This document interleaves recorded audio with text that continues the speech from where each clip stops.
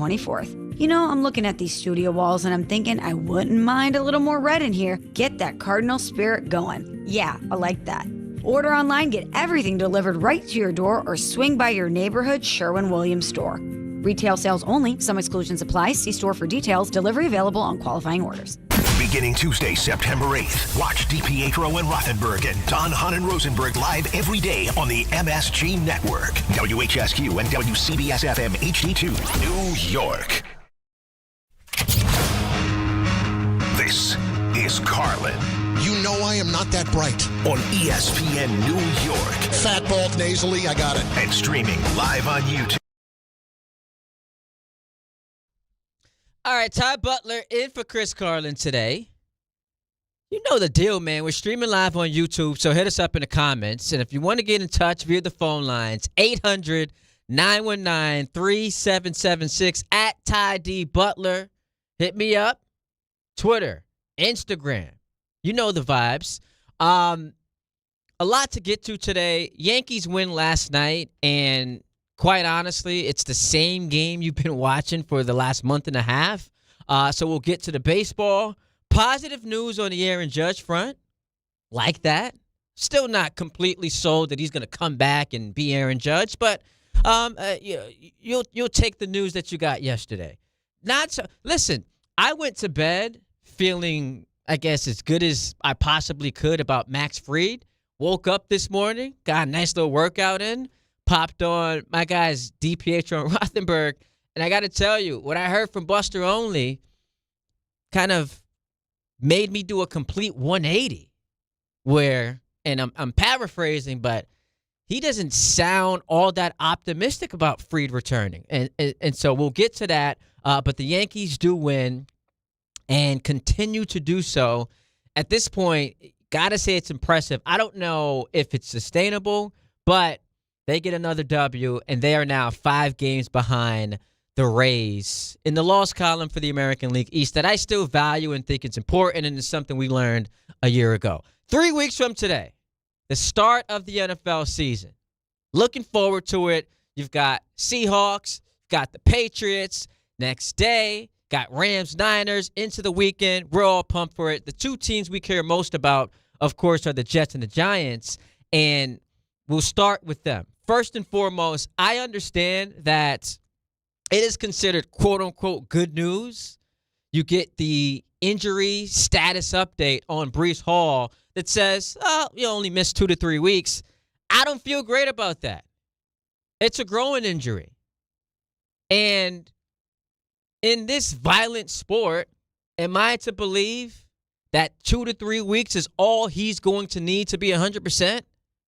He is, the first or second best player on a Jet offense that you're expecting to, show you something this year? So I don't feel great about Breece Hall. I don't feel great about Geno Smith. So while that may be considered positive because it's obviously avoiding the worst case scenario, I'm still looking at this like, man, 2 to 3 weeks, growing injury, I don't know that that's going away. And I know folks have come at me because I'm too negative about the Jets. We need some positivity.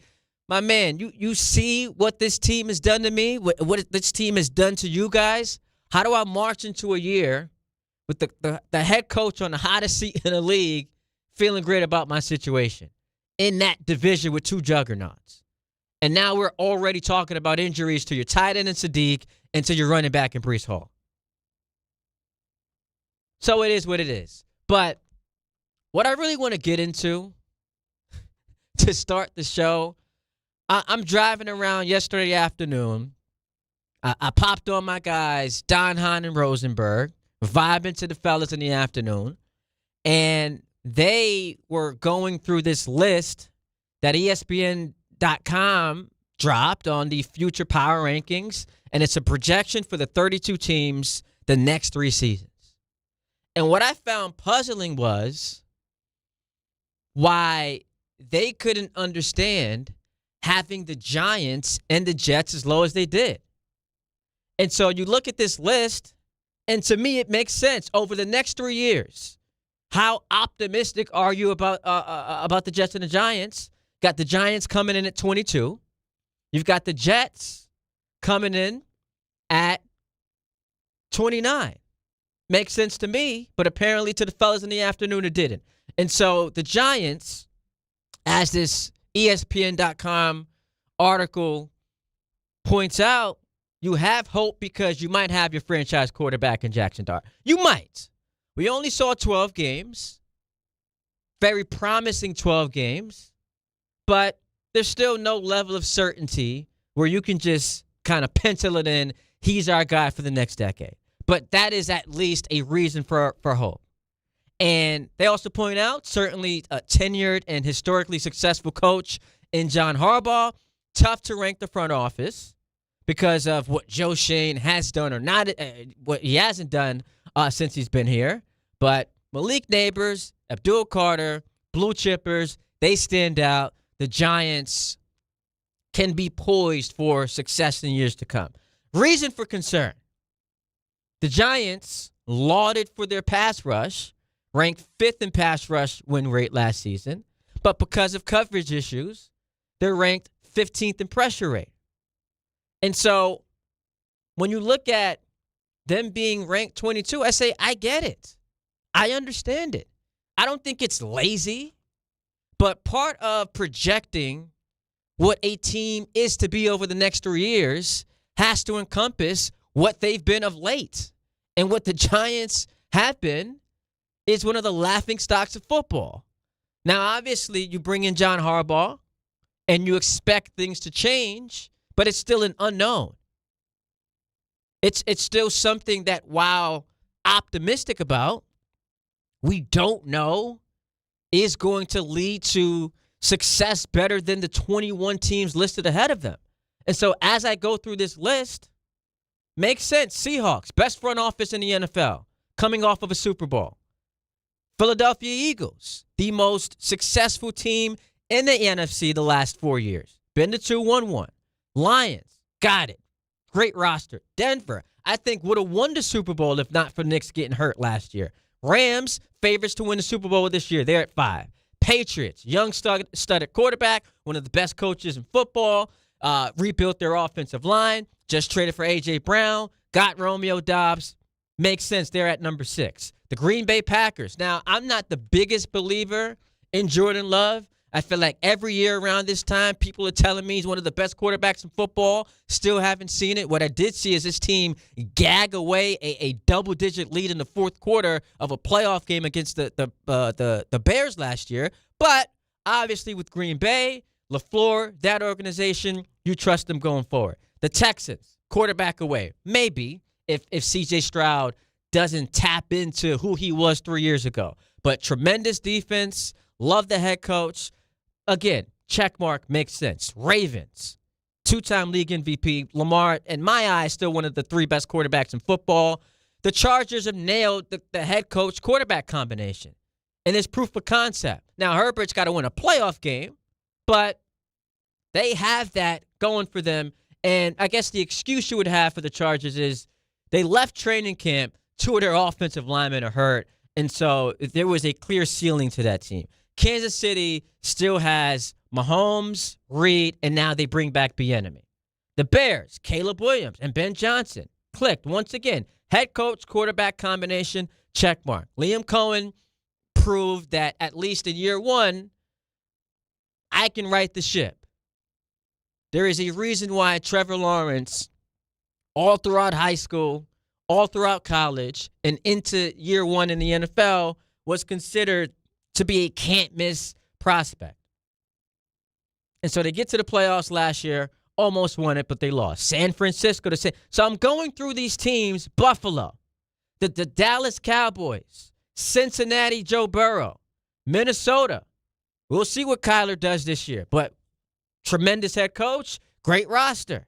Tampa Bay. Now, Baker Mayfield, that's a flying in the ointment. But I'm looking at this list, and I'm trying to find who you have the Giants leapfrogging. Where should they be?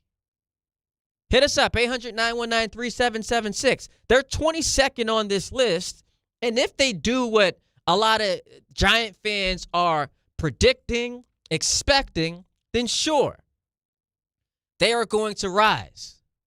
They'll be higher.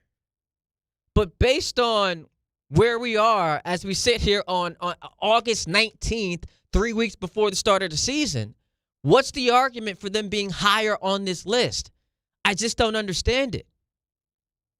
I truly don't get it. My man Rosenberg hadn't seen the list, and they're asking him to guess where the Giants are. And he said 6th. You thought the Giants, of every team in football, in the next 3 years, they should be 6th as far as where they project over the next 3 years? Like, I don't know if it is because we're in New York, there's a hint of bias, but they have to actually accomplish something before they jump ahead a bunch of these teams. And then we know with the Jets, like there's going to be no one arguing them being 29th because it's the same story every single year. I feel like we've been doing this segment for a decade. Got to find a head coach, got to find a quarterback. But what I found curious about the Jets was, again, outlining reason for hope. Darren Muji catapulted up league GM rankings with his aggressive 2025 trade deadline. And his investment in future picks has set up the Jets for long-term success. And so they're ranking the Jets 11th. The Jets front office, what they're saying, there are only 10 in all of football better than the Jets. And my question is, based on what? They won 3 games last year. They still don't have a quarterback. And so while we can, and I hated this passionately in real time, folks celebrating, trading Quentin Williams and Sauce Gardner because let's throw a parade for all these damn picks. I'm like, fellas and ladies, part of the reason why you were optimistic about this team's future had to do with nailing those picks. You just gave them away for capital, and you're hoping and praying you can turn those into hits.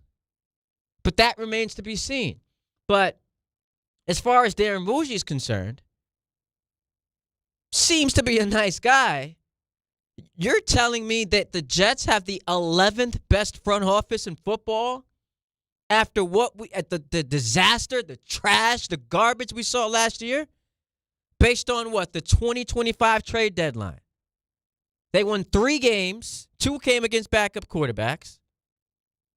And they still don't have a quarterback right now. But that front office is good enough to be ranked 11th in all of the National Football League. Especially when there is really no clear plan here ahead. So, properly ranked at 29th, that's not, it's lazy, it's the Jets who we don't think they have a head coach. We know they don't have a quarterback. And if you can't give me one of those in the affirmative, you're drawing dead as an organization. Which brings us to Kyle Brandt, NFL Network, asking a legitimate question that I heard DiPietro and Rothenberg toss around this morning. As a Jet fan coming into this season, big game against Tennessee to open the year. Jake Asman's talked about this is do or die. I know Rich Cimini disagrees with him. I, at one point, disagree, but I tend to be coming around to where my man Jake is, in that you lose this game, and it's not really just about Robert Saleh and him getting his revenge and payback. It's what lies ahead of you in the weeks to come. The Lions, the Packers, no Micah, but they're still the Packers, right? And the Bears. So quickly, 0-1 can turn into 0-4. And so with that presented to us, with the negativity surrounding this is the most optimistic you're going to be as a fan, like right now, before the season starts, where everything's fresh. Hopefully Brees is back in the allotted time. Sadiq, all those things, right? Would you take this if you were a Jet fan? Kyle Brandt posed on the NFL Network. My friend Will Parkinson is all over the Jets. He talks about them morning, noon, and night, his podcast, and different platforms. So I enlist a Jets fan friend. I'm like, I could easily watch the game from my perspective, but I want the real grassroots, man of the people type perspective. How do you feel about the Jets this year? And his first response is like, well, we got 3 wins in 2027 and $100 million in cap space. I'm like, all right. I know. What about this year? If I were to slide you across the table a deal for the Jets this year, and that deal, when you turn it over, says 7-10, would you take 7-10? And he's like, well, do the young players look good on defense? I say, yes. Can we get 3 divisional wins out of that 7-10? I'm like, fine. He's like, yeah, hell yes, I would take 7-10. And this is a guy who is optimistic about the Jets. And I'm always saying in August, shoot for the stars. Say you're going to go 9-8 and sneak a wild card. No, I have it from the authority of true voice of the New York Jets that if the young players look good and there's 3 divisional wins, which is a lot, 7-10 would be a victorious season for them. I think it's being a little modest. I think they could be better. Well, so here's the thing, man. 7-10, 3 division games. You are taking advantage of a Dolphins team that we see are not trying to win football games. Traded away Jalen Waddle to Denver. You've got Achane, signed Malik Willis. That organization has zero interest in trying to win football games this year, along with Arizona and Cleveland. So you start the year, those are the 3 worst teams. They're not trying. They're tanking. And so if you present it to me as you beat the Dolphins twice, and then week 18, you don't allow to happen to you what we saw last year, and that's Mitch Trubisky carve up your defense. So you beat the Bills. Let's say they're locked into whatever seeding they're in. Whether it's the 1 seed, whatever the seed is for Buffalo, you beat them in week 18. And now that marches you to a 7-win season. I'm good, y'all. I'm good. I don't want it. And now I hear it already. The counter is, Ty, you are a Jet fan. Who the hell are you to sneeze at a 7-win season? How do you do that? Fresh off of winning 3 games. So 7 wins means you more than doubled your total from last year. 7 wins? Who are you to sneeze at that as a Jet fan? Well, if I don't believe in the head coach, if 2 of the wins are coming against a team that's tanking, and one of them is coming against a team resting its starters, then what's the value in that? You're pushing yourself further and further away from getting a quarterback in the draft. And I understand you're armed with capital, 3 first-round picks. But those 3 first-round picks only go as far as the team being willing to trade with you. And as we saw in this past draft, if you're stuck behind a Vegas, or next year it's Cleveland, it's Arizona, maybe Miami, teams that are not interested in giving away their pick, because they want to draft a quarterback, then what the hell does the 3 first-round picks matter anyway? And so 7-10, I'd be inclined to say, if I see how it looks, I'd sign up for it. If it's not just taking advantage of a tanking team and another one that's resting its starters in week 18, if I'm seeing promise, if they're competitive all throughout the season, where all of a sudden Aaron Glenn went from this joke of a head coach to, he can actually do something. He's got the superpowers on defense. And as Kyle Brandt just pointed out, he's quoting my man Will Parkinson, who does the Turn on the Jets podcast. You see some legitimate development all across the offense, because we keep raving about this offensive line. And Sadiq and Garrett Wilson, he plays more than 8 games, which is what he did last year. And Breece Hall is cooking. Now, it's hard to imagine, I guess, that all of those things can happen and you're only a 7-win team. But even thinking this through, the AFC is tough. So you'll lose games against teams that just simply are better. They'll make plays late in the fourth quarter. But if it's just that, if it's just as Michael Kay would say, putting lipstick on a pig end of the year, I'm good on that. I'm good. I want no parts of that. 800-919-3776 at Ty D. Butler is where you can find me on Twitter and Instagram. Just to reiterate, it sounds ridiculous for me to be sitting here as a fan of the New York Jets and to just 7 win. Like, I'm better than that. 7 wins, which you haven't had in 3 years. And we know the history, winning record, I haven't had that since 2015, 2010. Like, we know all that. But if it takes me away from being able to really get the quarterback, which is the most important thing, if I'm now saddled with a head coach I don't believe in, then I don't want the 7-10. If it's just prolonging the inevitable.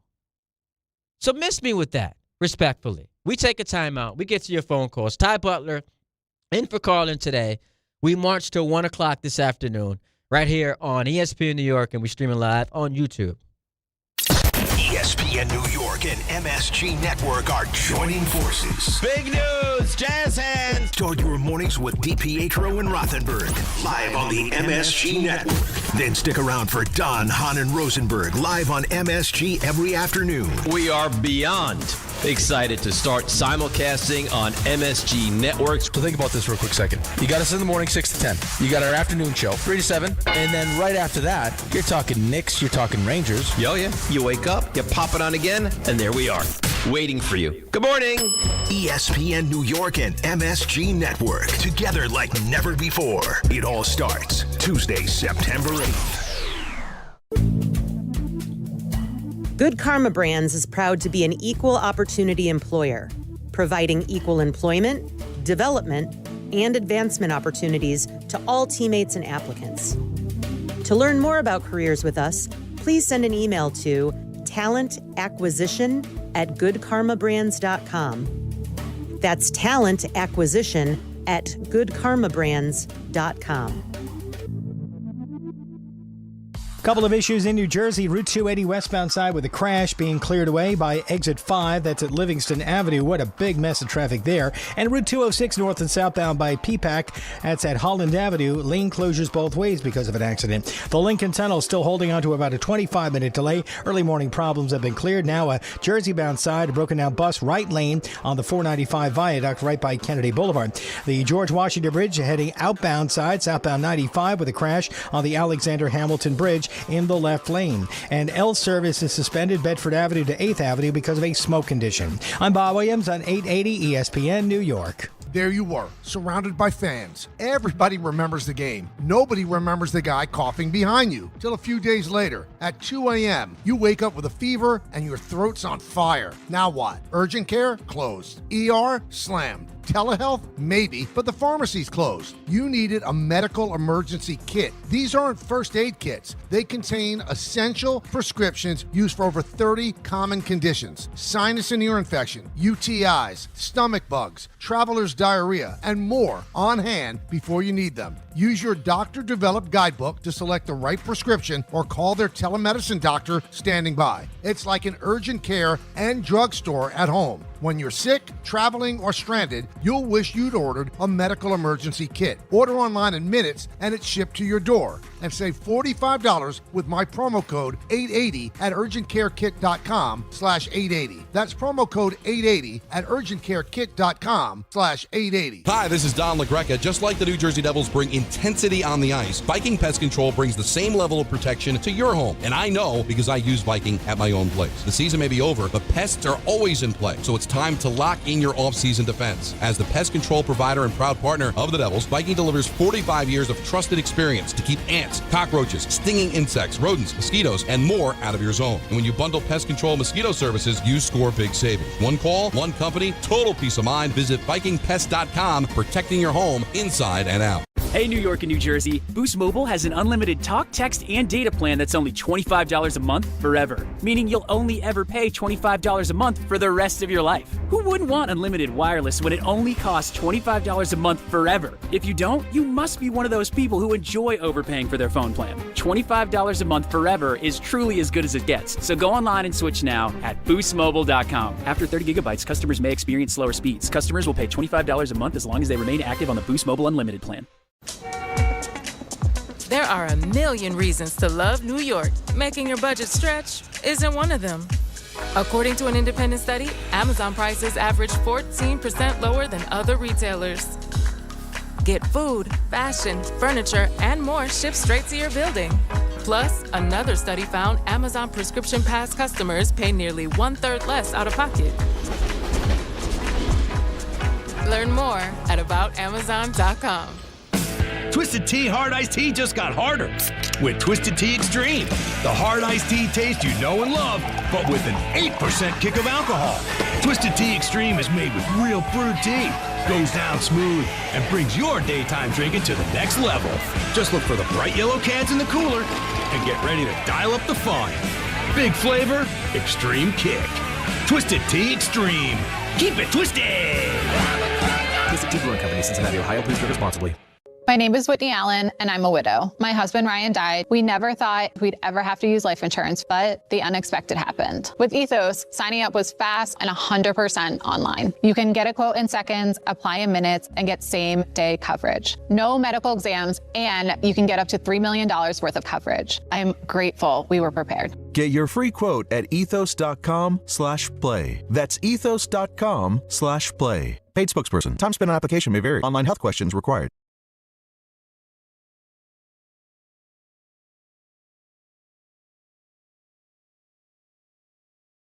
All right, Ty Butler in for Carlin today. We'll go to 1 o'clock, 800-919-3776. Hit me up in the comments. Before we get to the phone calls, question everything.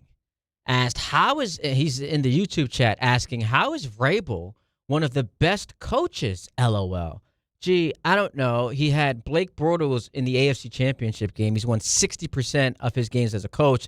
It was just in the damn Super Bowl. That could explain it. People calling me Mr. Bridges. He's in the building. Folks are saying, calm down. Why are you screaming and yelling? I'm just passionate. I'm passionate. Haywood Wong 930 brings up something that has become like a prominent talking point, and we keep addressing it, but it's like folks can't comprehend. And he says, the hope is Harbaugh overcomes Dable brain farts and wins those close games they lost last year. In theory, you are right, Haywood, except for the fact that we are actually 3 weeks away from the anniversary of the Ravens' historic collapse to start the season in that game they lost to Buffalo. They were up 40-25 with 4:48 remaining in the game, had a 99.1% chance of winning, and yet they lost. And essentially, it sunk their season. The injuries started to happen along their defense, and then Lamar's hurt, and even when he comes back, he wasn't 100%. But listen to talk radio in Baltimore last year. A lot of it was about how the Ravens, not just a season ago, but over the last couple of years, kept blowing leads. And so, yes, do I think you've upgraded at head coach? Absolutely. And it was Ryan Tannehill, my fault. Do I think, not Blake Bortles, do I think you've upgraded at head coach? Absolutely. Absolutely. Harbaugh, tremendous, Hall of Famer, we know that. But this idea that you have completely eradicated the sickness of blowing leads, to me, is a fallacy when you consider one of Harbaugh's biggest flaws in Baltimore was that he kept blowing leads. And so we shall see. We shall see. Question Everything says it's a clown statement that the Jets have no plan. What I mean by they have a plan. It's just hard to it's hard to really project what they're going to be without knowing who the quarterback is. So I'm sure they have a plan, but the plan was to get a quarterback in last year's draft, right? And then what happened to that? They ended up with Geno Smith. And so that's the point I'm making. 800-919-3776. I said I would not sign up for a 7-10 season. I know it sounds crazy, but it just moves you further away from you being able to really fix the team, and that's get the head coach in here. Yo, if things fall off the rails in Minnesota, and I know we do, it's funny, as a Jet fan, like, this is your life. Just dreaming. And by the way, Knick fans used to do this. You're just dreaming of other people's treasure. If things fall off the rail in Minnesota, all of a sudden O'Connell shakes loose, and you get your quarterback, you pair him with one of the brightest offensive minds in the game, feel great about that. I'd take that over 7-10 every single day, twice on Sunday. 800-919-3776. Keep them coming in the chat, but we go to the phone call. Steve's in Brooklyn. He bats leadoff for us on the show today. What's up, Steve? Hey, how you doing, Ty? Thanks for taking my call. I have two questions, one about the Jets and one about the Yanks. But you said you wouldn't take 7 and 10? Nah. Is that what you said? Yeah, I'm good on that. Okay. Yeah, I agree with that, because I was going to ask you, if they go 7 and 10 and Glenn costs you two games where you could have been, 9 and 9, whatever, right? 9 and 8. Yeah. 9 and 8. Yes, sorry. Would you, what would you do? Would you want to get rid of Glenn and have hope for the Jets? Because I've been suffering for all these years. Well, so I guess you listen. If we break it down, because remember in the 2022 season, I believe the Jets started 7-4 and then lost 6 straight. Like things like it just fell off. And so, and I appreciate the call. Wait, actually, you have a Yankees point, so I'll keep you on.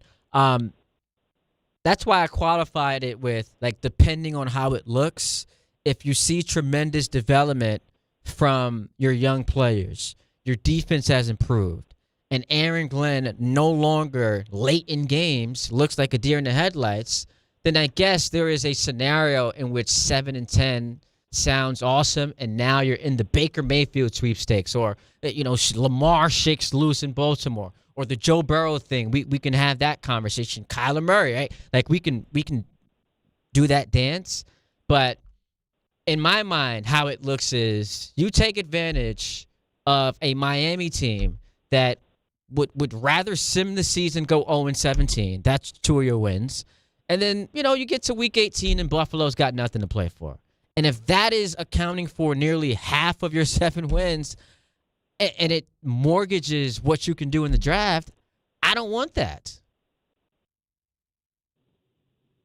Right. Yeah, makes sense. All right, now you had a Yankee point, so make it.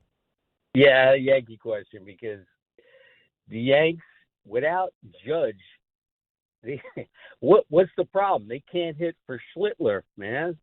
What's happening there? I see what you did there. I appreciate the call. We'll get more. We'll get more into the Yankees. Listen, last night you watched the game. You're like, all right, I've seen this movie before. It's tied going into the 7th inning. It's going to come down to whether one of their big guns can come up with a big hit. You'll get outstanding pitching. Your bullpen will, if you have a lead, close the deal. And this is the brand of baseball they have to play to win, man. Like this, we know what it is. And why I'm skeptical is, like, if Judge is coming off of some ankle injury and you're like, all right, he comes back, he's 100%, he's Judge, I feel great. But because my man hasn't swung a bat since May and he's got a rib fracture, it's hard. It is hard for me to feel like, all right, he'll be Aaron Judge, and this offense is going to start popping off 5-6 runs a night. But we'll get more into baseball later in the show. Andy's in the car. What's up, Andy? Hey, Ty. How you doing? I'm great, man. What's going on? Oh, well, you got me going this morning. You got me all fired up. I love it. That's the plan. Likely? that we know what the Jets are going to be, and that we know the teams that they're playing, that they're going to be that good, right? Or, it's like, oh, yeah, the Jets are going to be whatever, and, Buffalo's going to be great again, and this and that and the other thing. And then at the other end of the season, we're going to get our quarterback, which of those quarterbacks is the guy? I mean, I don't think it's Manning. To me, he looks like a bust to me. He looks too small, and the expectations are going to be too much. I don't like the kid from Oregon. I like that the Chambliss kid from Ole Miss. To me, when I watch him play, I'm like, okay, that's a superstar quarterback. Maybe that guy. But even so, it's like, here's what the plan is, right? The plan is you've got a solid defense, which I think they do. I think all those guys they brought in that nobody's really paying too much attention to, from Cincinnati and from Green Bay, I think these are like lunch pail guys. These guys are professionals. They didn't have last year. So, they're going to be able to run the ball, and then you just need adequate quarterback play. So that was the plan for this year, and that's why I've taken out money that they're going to make a wild card, and even Wait. division. Wait. I'm being optimistic. Wait, hang on. I just want to make, because there's some feedback going on, and I just want to make sure I heard you correctly, and I'm not misquoting you.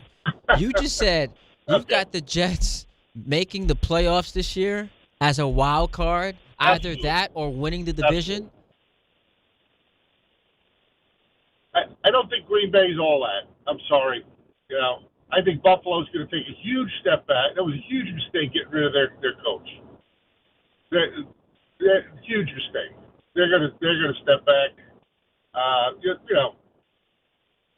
Okay, that's. I see him winning the first two, losing in Detroit, and that kid in Chicago's talented, but he's erratic. I don't know. See him coming out and throwing 3 or 4 interceptions too. So I don't know. None of these teams scare me. Look, New England's going to be New England. Unfortunately, they do look very solid. But other than that, I don't know. San Diego, they don't do anything. They never do anything. They make the playoffs every year. They do something. They never do anything except the thing that the Jets haven't done in 15. All right, so Andy, you think Buffalo? Yes, you think Buffalo is going to take a step back because they fired McDermott? They elevated their offensive coordinator Joe Brady. They traded for DJ Moore, and I get it's not sexy, but it's another weapon for Josh Allen. They spent their first 2 draft picks on defense, which was kind of like the biggest concern. And they have the league's leading rusher in James Cook, and also a guy who everyone tells me is the best quarterback in football. So you think that team takes a massive enough step back that the Jets, with 35, soon-to-be 36-year-old Geno Smith, Aaron Glenn, who's on a hot, that's enough to elevate them and push them in the direction of not just being a better team, but making the playoffs? Last year was terrible, but before that, the Jets basically beat Buffalo once every season. So, Buffalo does not. Josh Allen's great, but sooner or later his number's going to come up. In terms of but all these runs. So Andy, I don't like the plan of sooner or later things would just work in your favor, which is a church song, by the way. Okay. I don't like that as a plan, especially when, and I appreciate the call. You've got. You said you just dismissed Green Bay. I'm not afraid of them. All right, they made the playoffs last year. Detroit coming off of a disappointing season, but they're still better than you. Caleb Williams is going to throw all these interceptions against a Jet defense that had a grand total of 0 last year. New England coming off the Super Bowl. You've got Kansas City, Buffalo, the Chargers. 2 of those 3 games on the road. Off the bye week, you've got Denver and then Arizona, who's tanking, but New England, Minnesota, Buffalo to end your season. So 4 of your last 5 games. Denver, New England, Minnesota, Buffalo. That's to end your season. 3 of the last 4 games before the bye. Kansas City, Buffalo, the Chargers. And you're going to sit here and tell me because Josh Allen's taking a step back, because you don't really buy into the Packers, Caleb Williams, sooner or later things will figure itself out. You've got the Jets making the playoffs. I think you're nuts. I would give anything for you to be right, but that the reason for hope and optimism can't just be it'll happen at some point. Like, you got to give me something legitimate and tangible, and you failed to do that in your phone call. You didn't really mention anything about how the head coach is going to improve.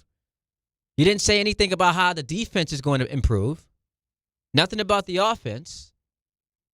It's just like pie in the sky stuff. And so, with all due respect, I vehemently disagree with you. Lee's in Long Island. What's up, Lee? Hey, Ty, what's going on?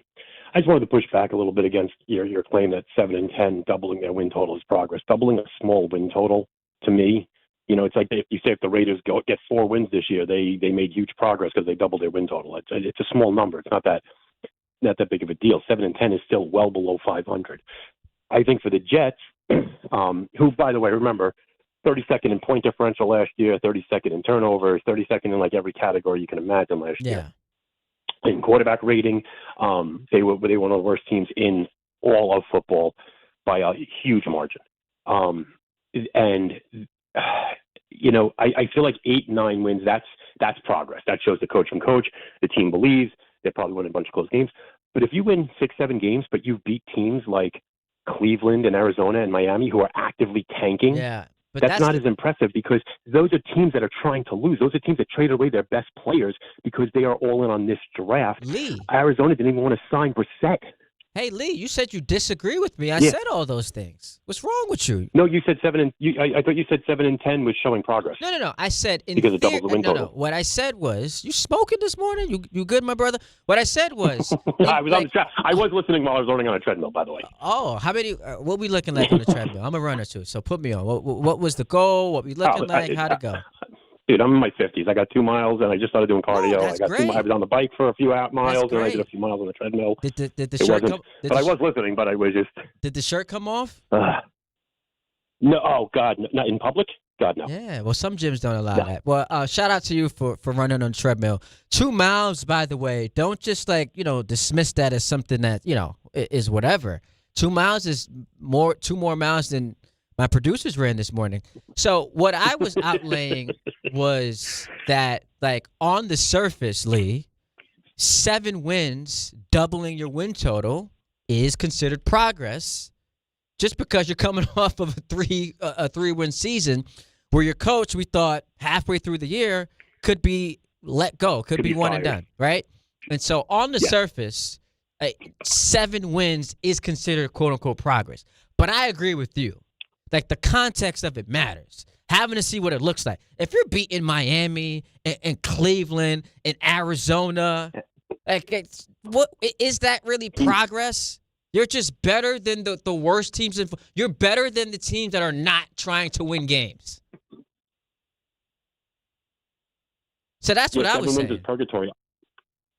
I think 2 wins is better than 7 wins because that means you get that reset. You have that cap space. You have the premium draft picks. You attract a good coach because there's no way they're keeping this coaching staff. 2-3 wins. You can get that quarterback. You can reset the franchise. And people bring up their bad draft record with quarterbacks and stuff like that, but it's a different regime now. It's a different guy in control. You can't look at what Joe Douglas did and his failures and say, well, Moody's going to fail because Joe Douglas failed. That's ridiculous. Yeah. Listen, I appreciate the phone call, Lee. I also get really, really frustrated when the perception of fans who would rather their team lose is viewed as counterproductive because it's like, hey, man, you have to build a winning culture. And so, look, I won't say going into the season, I want to lose every game. I'll be amped for the first Sunday.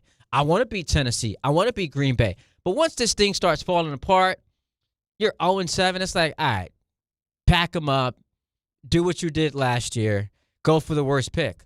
I think that when you talk about building a winning culture, you know how you build a winning culture? You bring in a good head coach. That's what Chicago did with Ben Johnson. That's what the Patriots did with Mike Vrabel. That's what the Jags did with Liam Cohen. You bring in a good head coach, and then you solidify your quarterback position. Now, those teams did it in the reverse order, but that's how you build a culture. Winning 7 games with Geno Smith, taking advantage of the tanking Dolphins and Cardinals, that's not building a culture. At least that's not my definition of building a culture. We don't get to the end of the season, and that's what the Jet record is, and I'm like, man, 7 wins against the worst teams in football. Building a culture. Aaron Glenn, go get him. It's not how I feel. 800-919-3776. I see your phone calls lining up. I see you guys checking in on the YouTube chat. Ty Butler in for Carlin. We'll go to 1 right here on ESPN New York. This is the Michael Kay Show. The general manager of the New York Giants, that is Joe Schoen. Now, one of the things that have been worked on throughout camp is discretion on the part of Jackson to slide. Do you think he's made strides in that? You just have to learn. You start coming in every Monday and realizing how bad your body hurts and you feel like you were in a car crash, and half of those hits are, avoidable. And Jackson's a smart kid and understands that, and I think that'll be reflected in his play this year. The Michael Kay Show, weekdays at 1 on ESPN New York and streaming live on YouTube. Presented by the Parisman Firm. D'Agostino, Law, Bite Back. This is John D'Agostino from D'Agostino & Associates. Did you know Social Security takes money out of every paycheck you earn, paycheck after paycheck, and you're not supposed to touch that money until you're 67? What if you can't work? What if you need that money now? The system is challenging and most people get denied. That's a fact. D'Agostino & Associates has the experience to win, and we win a lot. If you filed for Social Security disability benefits and were denied, let us appeal. Call us first at 1-800-BITE-BACK. Bite Back means fight back. 1-800-248-3222. We'll fight to get you paid.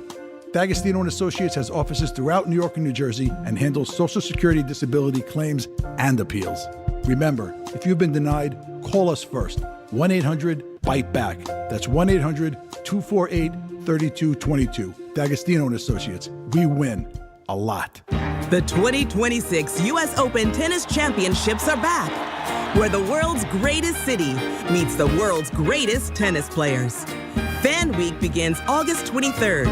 Experience the Mixed Doubles Championship on the 25th and 26th. And the U.S. Open Singles Championship starts Sunday, August 30th. All tickets on sale now at usopen.org. The U.S. Open. Spectacular awaits. It's Rich Eisen for Pella Windows and Doors. Sometimes teams take a timeout to regroup and call the right play. When it comes to your home, Pella Windows and Doors always has the winning game plan. They do it every day, and that's why your neighbors trust them. Visit Pella.com/Eisen today. Right now, Pella Windows and Doors of New Jersey is offering buy one, get one, 40% off windows and doors, and no payments, no interest for 24 months. Some restrictions may apply. See local showroom for details. Offer ends August 31st, 2026. Empower. After wanting one for years, Kevin is finally enjoying his new hot tub. This is the life. He worked with Empower to help him get good at money, so now he could be a little bad. Oh, no, not my phone. Oh, Kevin. Kevin's phone may be in hot water, but his finances aren't. Invest well, live a little. Start today at Empower.com. Indeed presents hires you can't afford to get wrong, like public works supervisor. Hey, this water main is under a ton of pressure. Did you ever fix it? Yeah, 3 layers of duct tape. Wait, should I have added a 4th layer?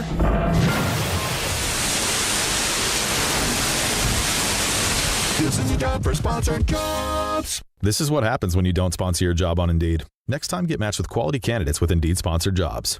Visit Indeed.com/hire now and sponsor your job today. Evan Cohen here. When it comes to your tires, you want the best quality, the best value, and the best service. When you buy tires at Midas with paid installation, their limited lifetime tire guarantee is included at no extra cost. Free flat repairs or replacements if needed, and complimentary maintenance like tire rotations and rebalancing every 5,000 miles. All included. That's the limited lifetime tire guarantee. Only at Midas, the best around. Congratulations, New York. The Knicks did it. Through battle after battle, they dominated to become this year's NBA champions. Day in and day out, the hard work paid off, and you were there every step of the way. Enjoy the crown. Own it, because this year is your year. A part of your legacy that will never be forgotten. So celebrate this moment, show your pride, and shop the largest selection of official NBA gear at NBAstore.com. A Fanatics experience. All right, big news for New York sports fans. This was announced this morning on our esteemed morning show. DiPietro Rothenberg, Hahn and Rosenberg coming to MSG Network starting Tuesday, September 8th. Catch our morning and afternoon shows simulcast across MSG Network's television and digital platforms. You can still catch us on 8:80 a.m. You know the deal. That's not going anywhere. The ESPN New York app. I saw folks in the chat this morning asking, is YouTube going away? Nah, YouTube's staying right here. So YouTube and more, but we are beyond excited to start simulcasting on MSG Networks, which will give our shows an even bigger platform to reach our fans. Don't miss out. It's all starting September 8th on MSG Networks. That's DiPietro and Rothenberg and Hahn and Rosenberg. So from 6 to 10 a.m. on MSG Networks, and then from 3 to 7, got the morning and the afternoon shows. Shout out to them, man. This is big news. 800-919-3776. Like, this is one of those things, as we get back to the Jets, because we did have a caller, I believe his name was Andy. It was like the Jets, they beat the Bills once a year. And that's an example of something that just because it gets repeated multiple times, you get enough people to hear it, it then makes it true. And so shout out to Dinahan for looking this up. Since 2019, when Josh Allen became a full-time starter, the Jets in their 14 games against Buffalo are 3-11. And so we can act like once a year they beat the Bills, because we did see it to start the season in 2023 and we saw it in 2022. We can pretend that it's just a given. They'll beat Buffalo. They typically handle Buffalo well. But the reality is 14 games, they're 3-11. So, Andy, do a little research, my man. 800-919-3776. Let's head to New Jersey. Mateo, he chimes in on the Jets. What's up, Mateo? Mateo. Oh, come on, Mateo. You got to be ready when we come to you, bro. All right, Mateo, we put you on hold. Let's go to Steve in Boonton. What's up, Steve? Yeah, you got it right. Boonton. Hey, Ty. Right. What would you sign up for this as a Jets fan? Okay. You go into what's your bye? Week 12, week 13. You go into your bye about 4-8, 5-7, and then you let Klubnik finish the season, and you see what you got in him.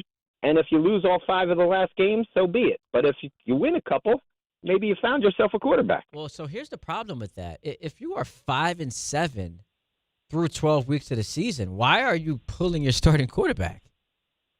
Then 4-8. Then okay, 4-8. 4-8 would make more. 5-7, you can't do that. Like, you're losing your locker. No. 5-7. I mean, you could get to 10 wins, Yeah. but 4-8, you're not getting a 9, especially with those last 4 games that you just missed. Yeah, I mean, I think at some point, because I don't have high expectations, Steve, for the Jets, we will see Klubnik. I don't believe that at any point this season we are going to arrive at a conclusion of, that's our guy.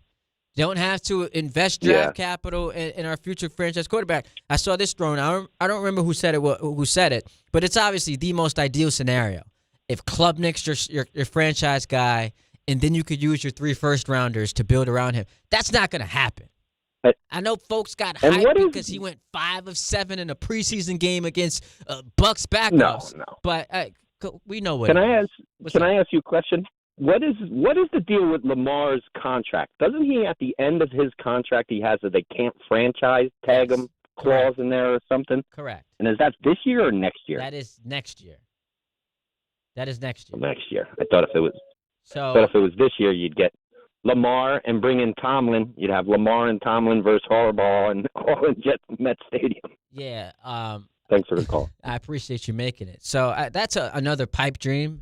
I cannot, as I'm too damn pessimistic. I was going to say, I cannot imagine a world in which Lamar Jackson says, hey, can't win in Baltimore, let's go to the Jets. But he does have an out after this season. And so then those interesting conversations start to happen with the Ravens front office. That's why it's a huge year for Jesse Minter and Lamar, right? Because knocking at the door. At some point, you got to get through it. They've been to one AFC championship game, Lamar has. And that was a couple of years ago where, Zay Flowers just lost his mind going into the end zone. But you haven't cashed in. And so we tend to see, like, the Bills losing their head coach. The Ravens moving on from Harbaugh.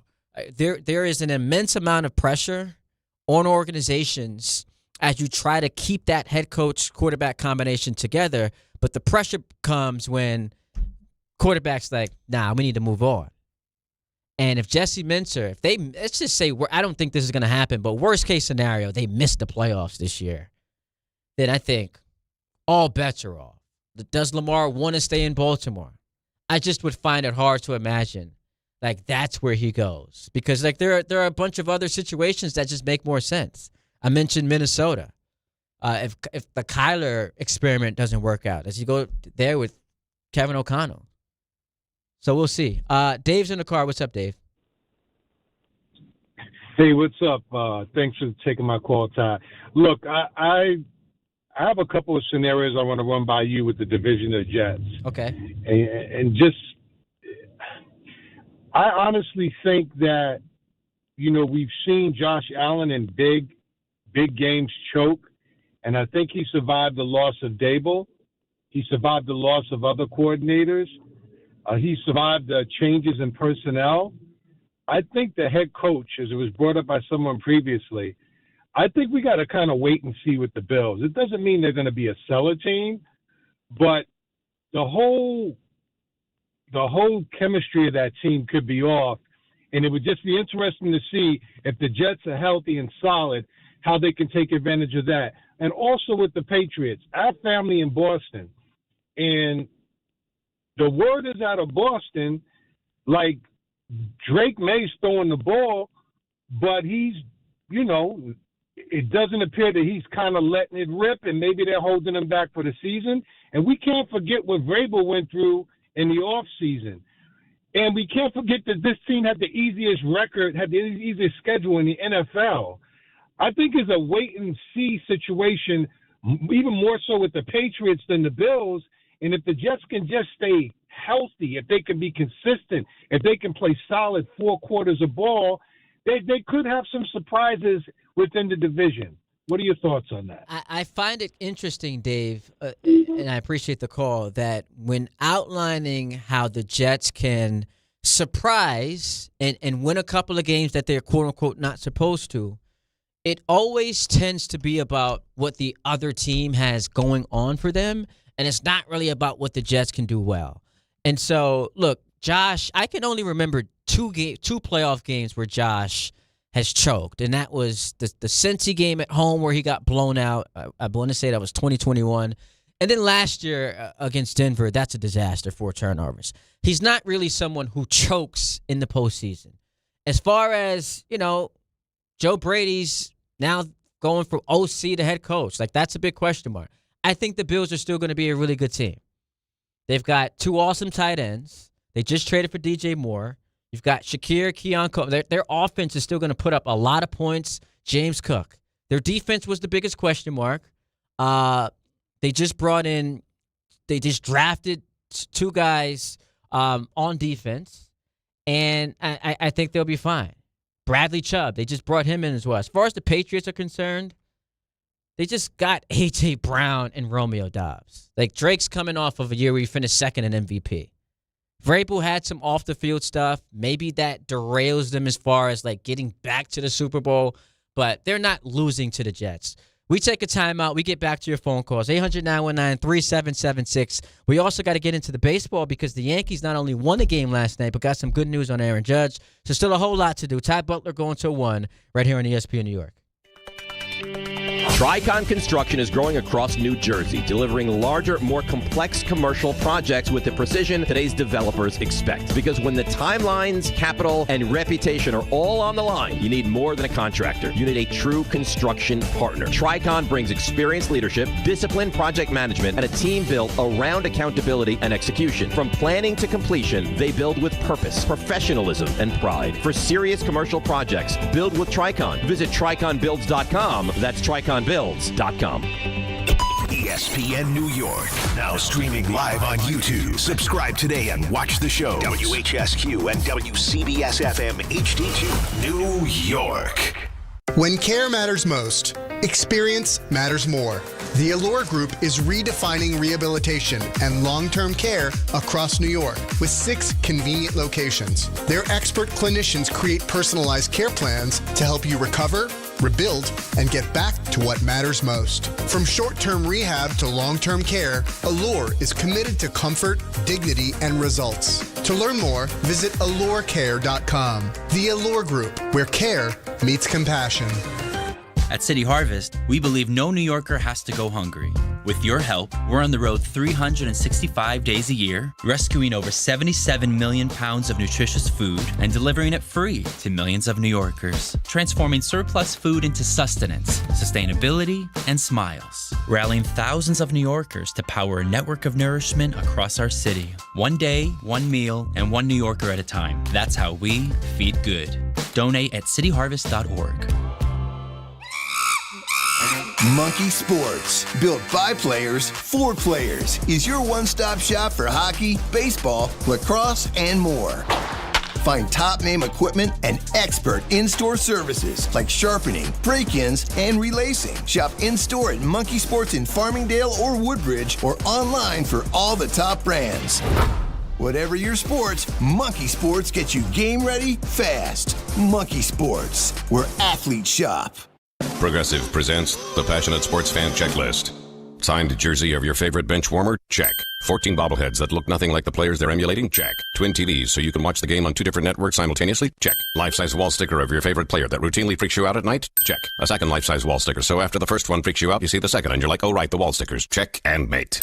Bundle your renters and auto insurance with Progressive and save on protection for the things on your checklist. Get a quote at Progressive.com. Progressive Casualty Insurance Company affiliates and third-party insurers not available in all states or situations covered subject to policy terms. When's the last time payroll was the easy part of your week? With Gusto, it can be. Gusto is the all-in-one platform designed to take the hassle out of managing your team, from payroll and compliance to hiring, onboarding, and more. With Gusto, you can get back 2 full days each month with all the time you've saved. Go to gusto.com today and learn why over 500,000 small businesses choose Gusto. That's GUSTO.com. Gusto.com. Mornings with DiPietro and Rothenberg. I firmly believe I have the coach. I less believe, but still believe I have the quarterback. And if you tell me a team has a coach and a quarterback, you know what? I believe that they can do something special. I think Harbaugh is a really good coach, and he will build this into a championship team. DiPietro and Rothenberg, morning 6 to 10 on ESPN New York and streaming live on YouTube.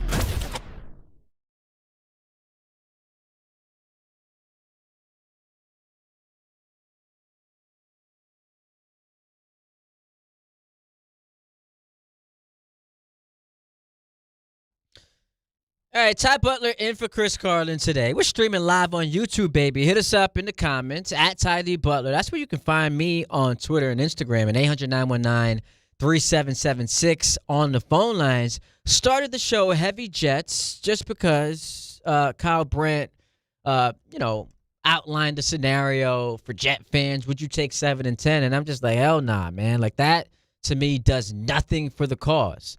Yo, Tom. So 16 years ago, Jets last make the playoffs. What was your life like back then? What were you up to those days? 16 years ago, if I'm doing my math right, that is 2010? Correct. Oh boy. So 16 years ago, if I'm doing my math correctly, I believe I was getting ready to start 6th grade.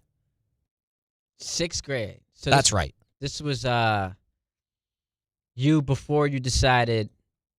Was this pre-broadcasting career? Like, were you in your mind, with the broadcasting, like as a goal of yours, or was this pre that, being a thing? This was pre that because I think I was 11 at that point. Like, I had it in my head that I really wanted to be a baseball player. Killer? Oh. No. Okay. No.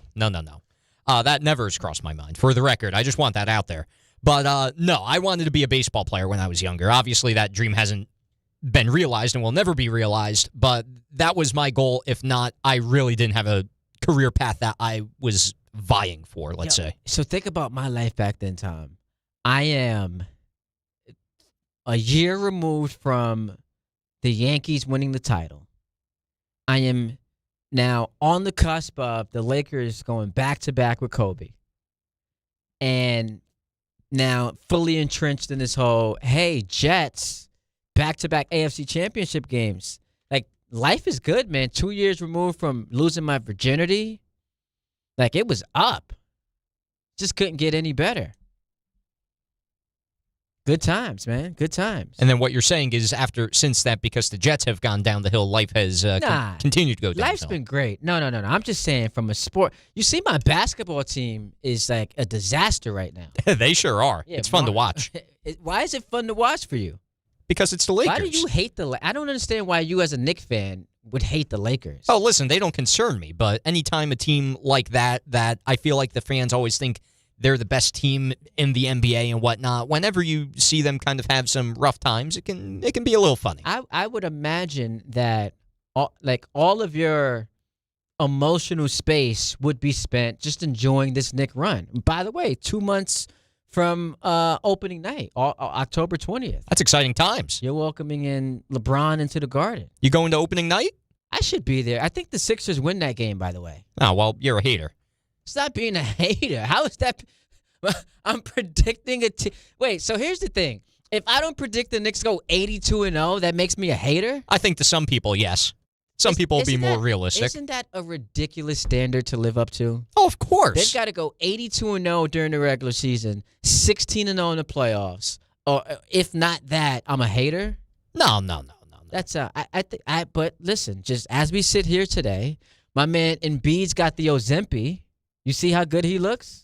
Is that going to translate to his knee holding up over the course of a season? Listen, I'm not talking about over the course of a season. I'm saying opening night. I think the Sixers beat the Knicks opening night. Well, that's a nice thought. Well, because by the way, as we've seen in recent memory, like these banner nights are just overwhelming for as ridiculous as it is to say. Like, I don't know what the record is, but you have seen a bunch of these teams opening night, ring ceremony, they lose that game. Now, could that be different, though, because the Knicks' mentality has always been look forward, look to the next opportunity.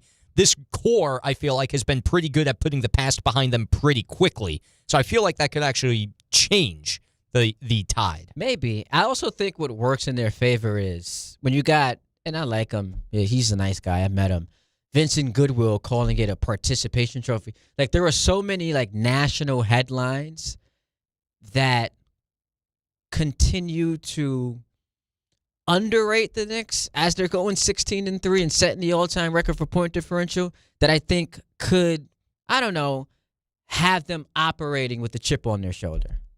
You're also talking about a Sixers team that has to work in 2 new starters, a rotational player, versus the defending champions who are basically running it back outside of working in, the replacement for Mitch there. It's just one game, though.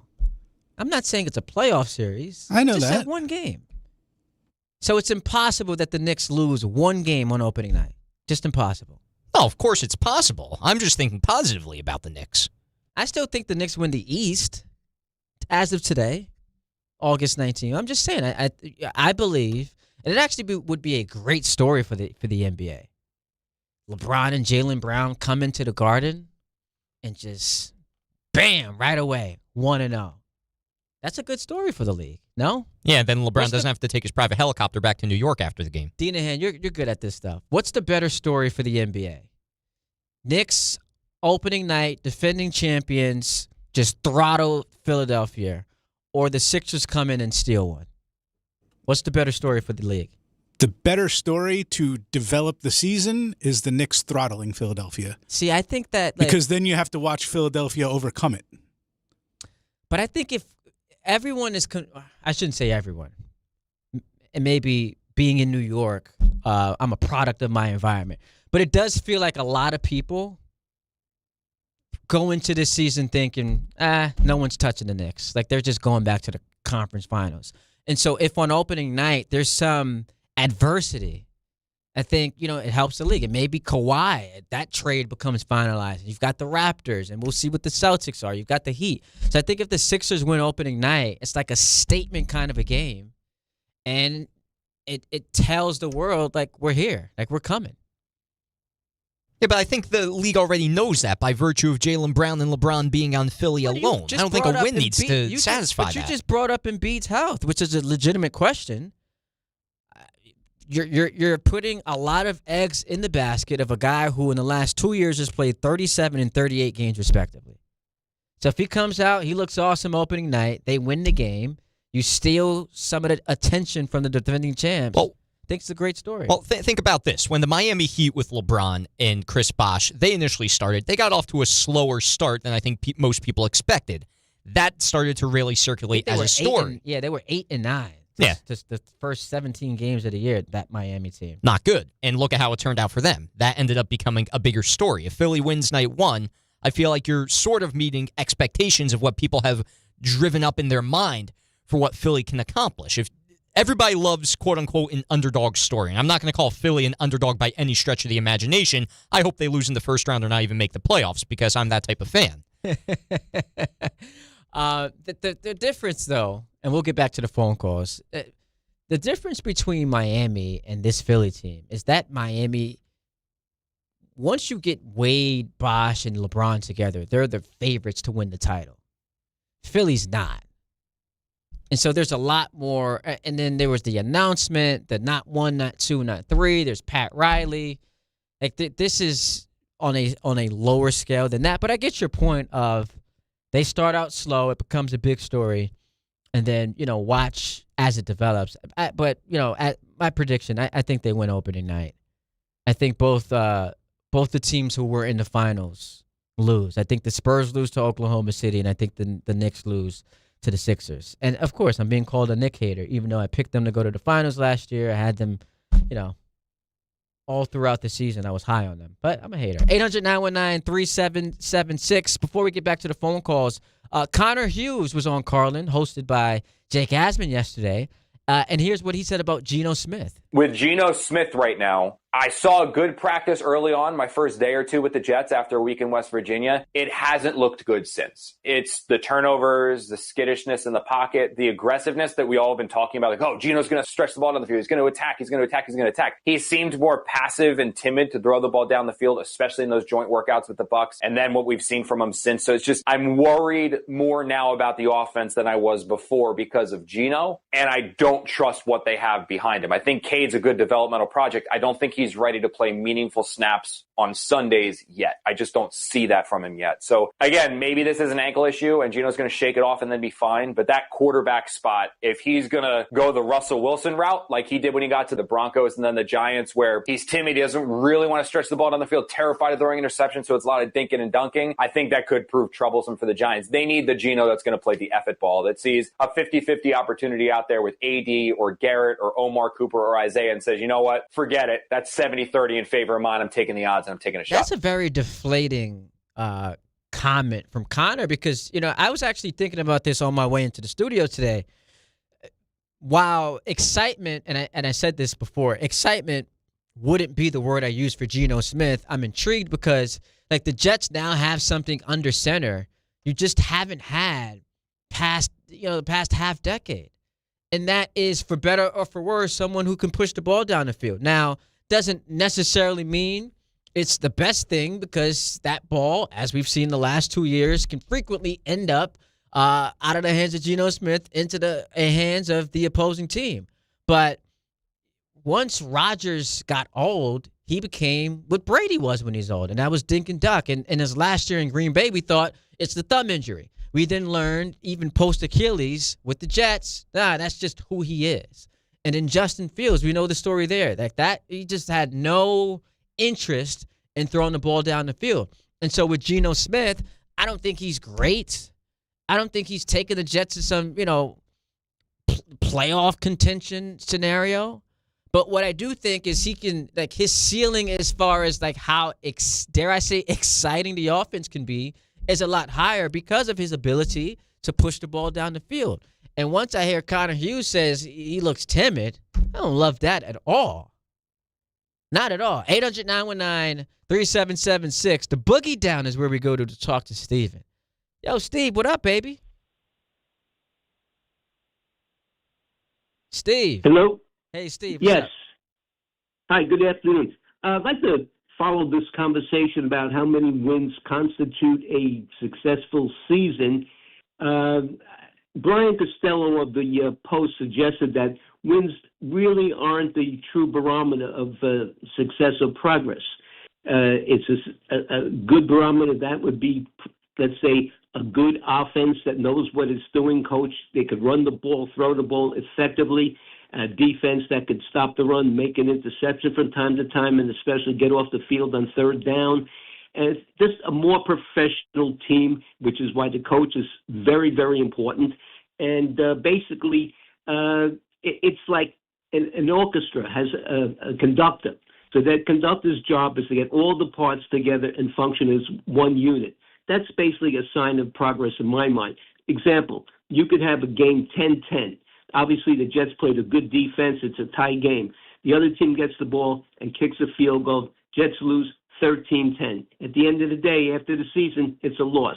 But it wasn't indicative how well the Jets played. Well, so just my thoughts. And wait, Steven, go ahead, sir. Don't hang up, because my counterpoint would be, why is your team only scoring 10 points in an NFL game?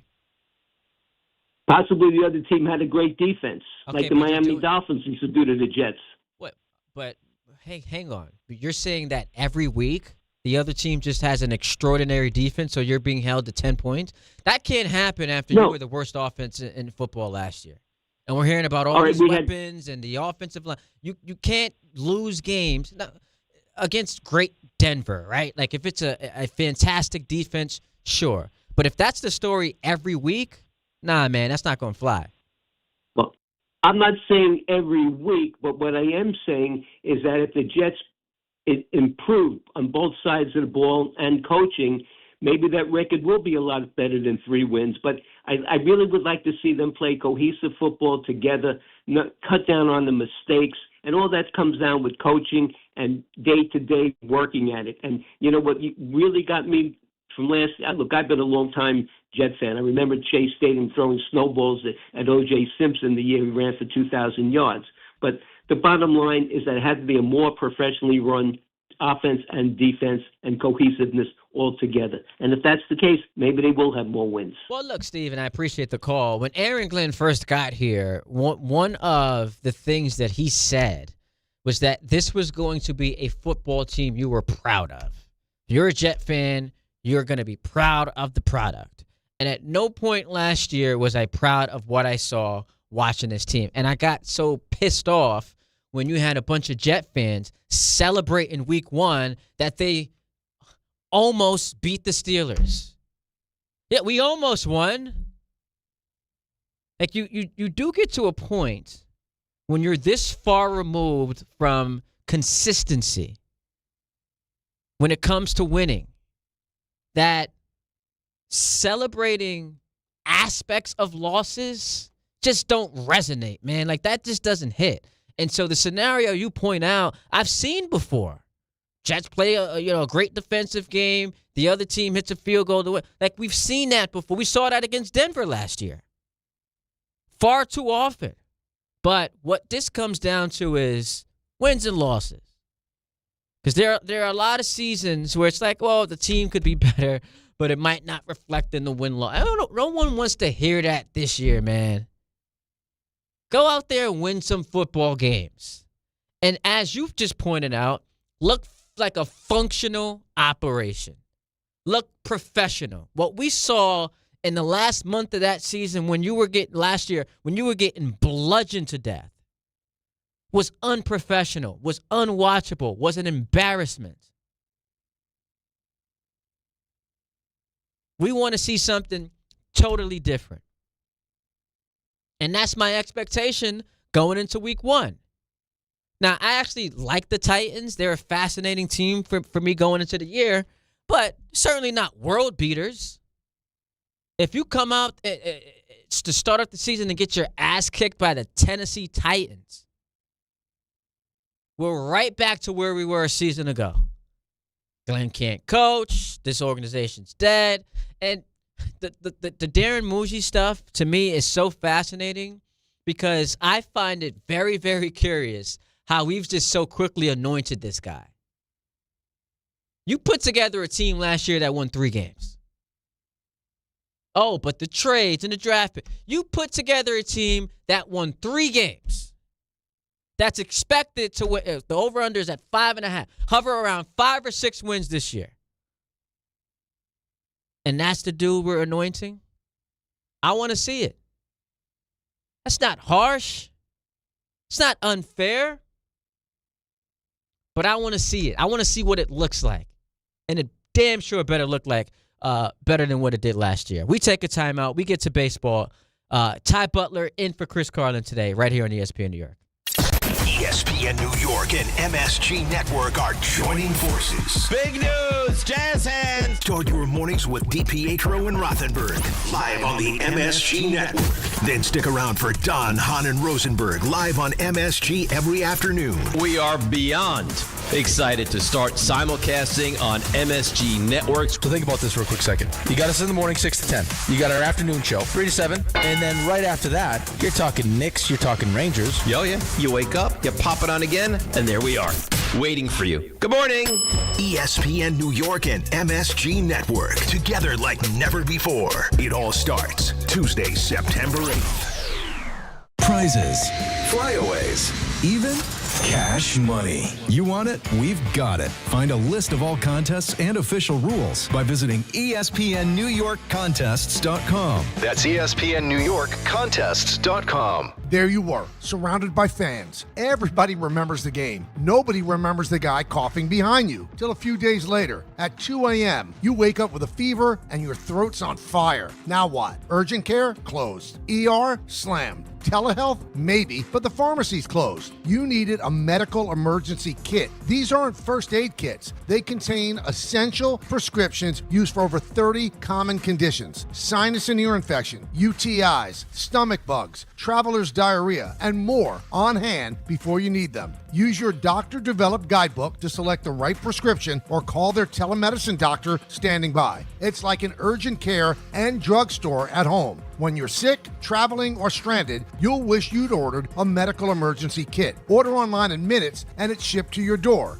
And save $45 with my promo code 880 at urgentcarekit.com/880. That's promo code 880 at urgentcarekit.com/880. You make sure his toys don't have any sharp edges. You taught her what to do when the smoke alarm goes off and to wear a helmet when she rides her bicycle. You do so much to keep your child safe. But are you using the right car seat for your child? Car crashes are a leading killer of children ages 1 to 13.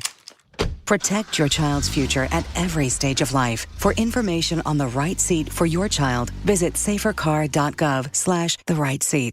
Sponsored by the New York State Governor's Traffic Safety Committee. The 2026 U.S. Open Tennis Championships are back, where the world's greatest city meets the world's greatest tennis players. Fan Week begins August 23rd. Experience the Mixed Doubles Championship on the 25th and 26th. And the U.S. Open Singles Championship starts Sunday, August 30th. All tickets on sale now at usopen.org. The U.S. Open. Spectacular awaits. Hi, this is Don LaGreca. Just like the New Jersey Devils bring intensity on the ice, Viking Pest Control brings the same level of protection to your home. And I know because I use Viking at my own place. The season may be over, but pests are always in play. So it's time to lock in your off-season defense. As the pest control provider and proud partner of the Devils, Viking delivers 45 years of trusted experience to keep ants, cockroaches, stinging insects, rodents, mosquitoes, and more out of your zone. And when you bundle pest control mosquito services, you score big savings. One call, one company, total peace of mind. Visit VikingPest.com, protecting your home inside and out. This is the Michael Kay Show. The general manager of the New York Giants, that is Joe Schoen. Now, one of the things that have been worked on throughout camp is discretion on the part of Jackson to slide. Do you think he's made strides in that? You just have to learn. You start coming in every Monday and realizing how bad your body hurts and you feel like you were in a car crash, and half of those hits are, avoidable. And Jackson's a smart kid and understands that, and I think that'll be reflected in his play this year. The Michael Kay Show, weekdays at 1 on ESPN New York and streaming live on YouTube. Presented by the Parisman Firm. Harry Douglas here to tell you about Fruity Rainbow 5-Hour Energy Shots. It's a fruity candy flavor explosion, and I mean explosion. Fruity Rainbow 5-Hour Energy Shots, a zero-sugar treat that's sweet tooth approved. These can take care of my candy cravings and provides a tasty caffeine kick without all the sugar. Fruity Rainbow 5-Hour Energy Shots. Get candy-flavored chaos with Fruity Rainbow 5-Hour Energy Shots, available online at 5hourenergy.com or Amazon.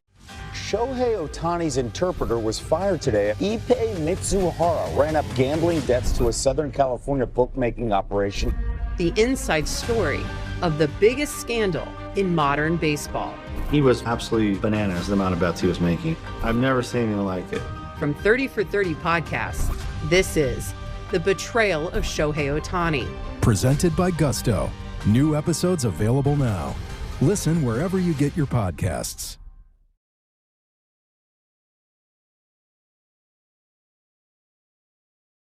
What's so fascinating is that as bad as Trent Grisham has been all year long, and we knew he was not going to be what he was last year.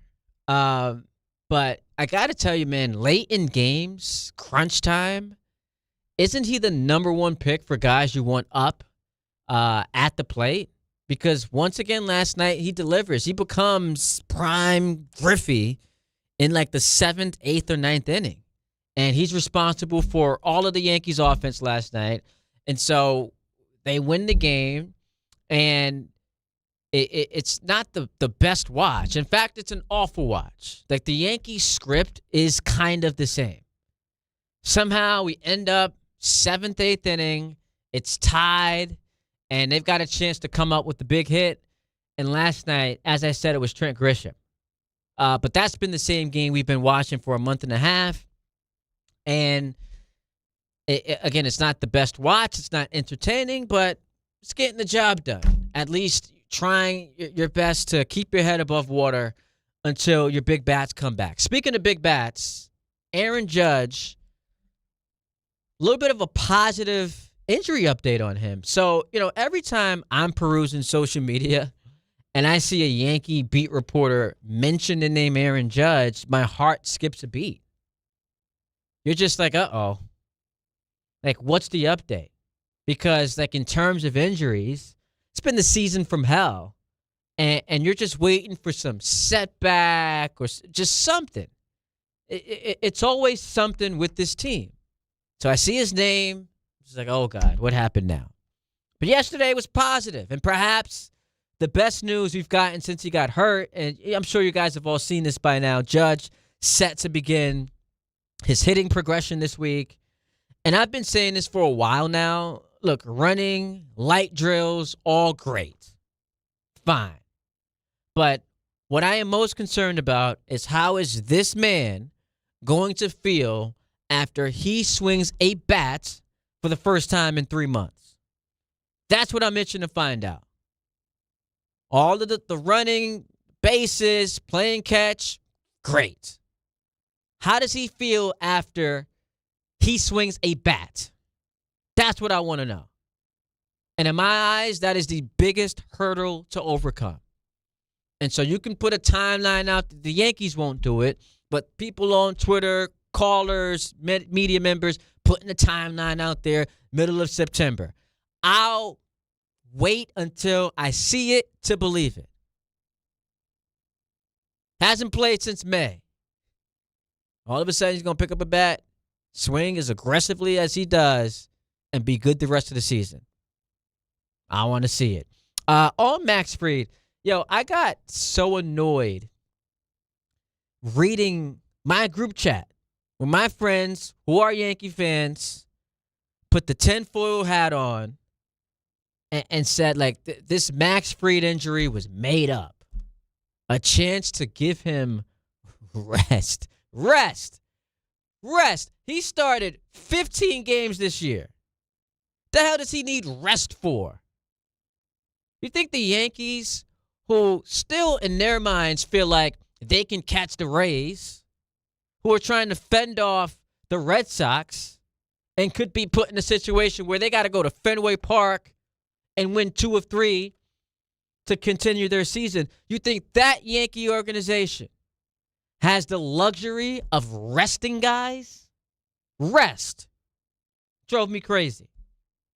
And what I keep thinking about is, like, this is the same injury he had last time. Not as significant, where it knocked him out for 2 months. And I know the Yankees have said that he can serve the minimum 15 days on the IL. It's the same injury. And so what's to stop it from happening again? And then maybe this is not fair to do because, you know, it's not at all baked into the equation of Max Fried. But it's like every time someone gets healthy, another guy gets hurt. And so I went to bed last night feeling more encouraged about Fried than I had done when I first saw the news, because you heard the Yankees talk, and it certainly sounds like they believe he's going to come back. Then I wake up this morning, and I'm listening to DiPietro Rothenberg. Buster Olney hops on, and here's what he says about Max Fried.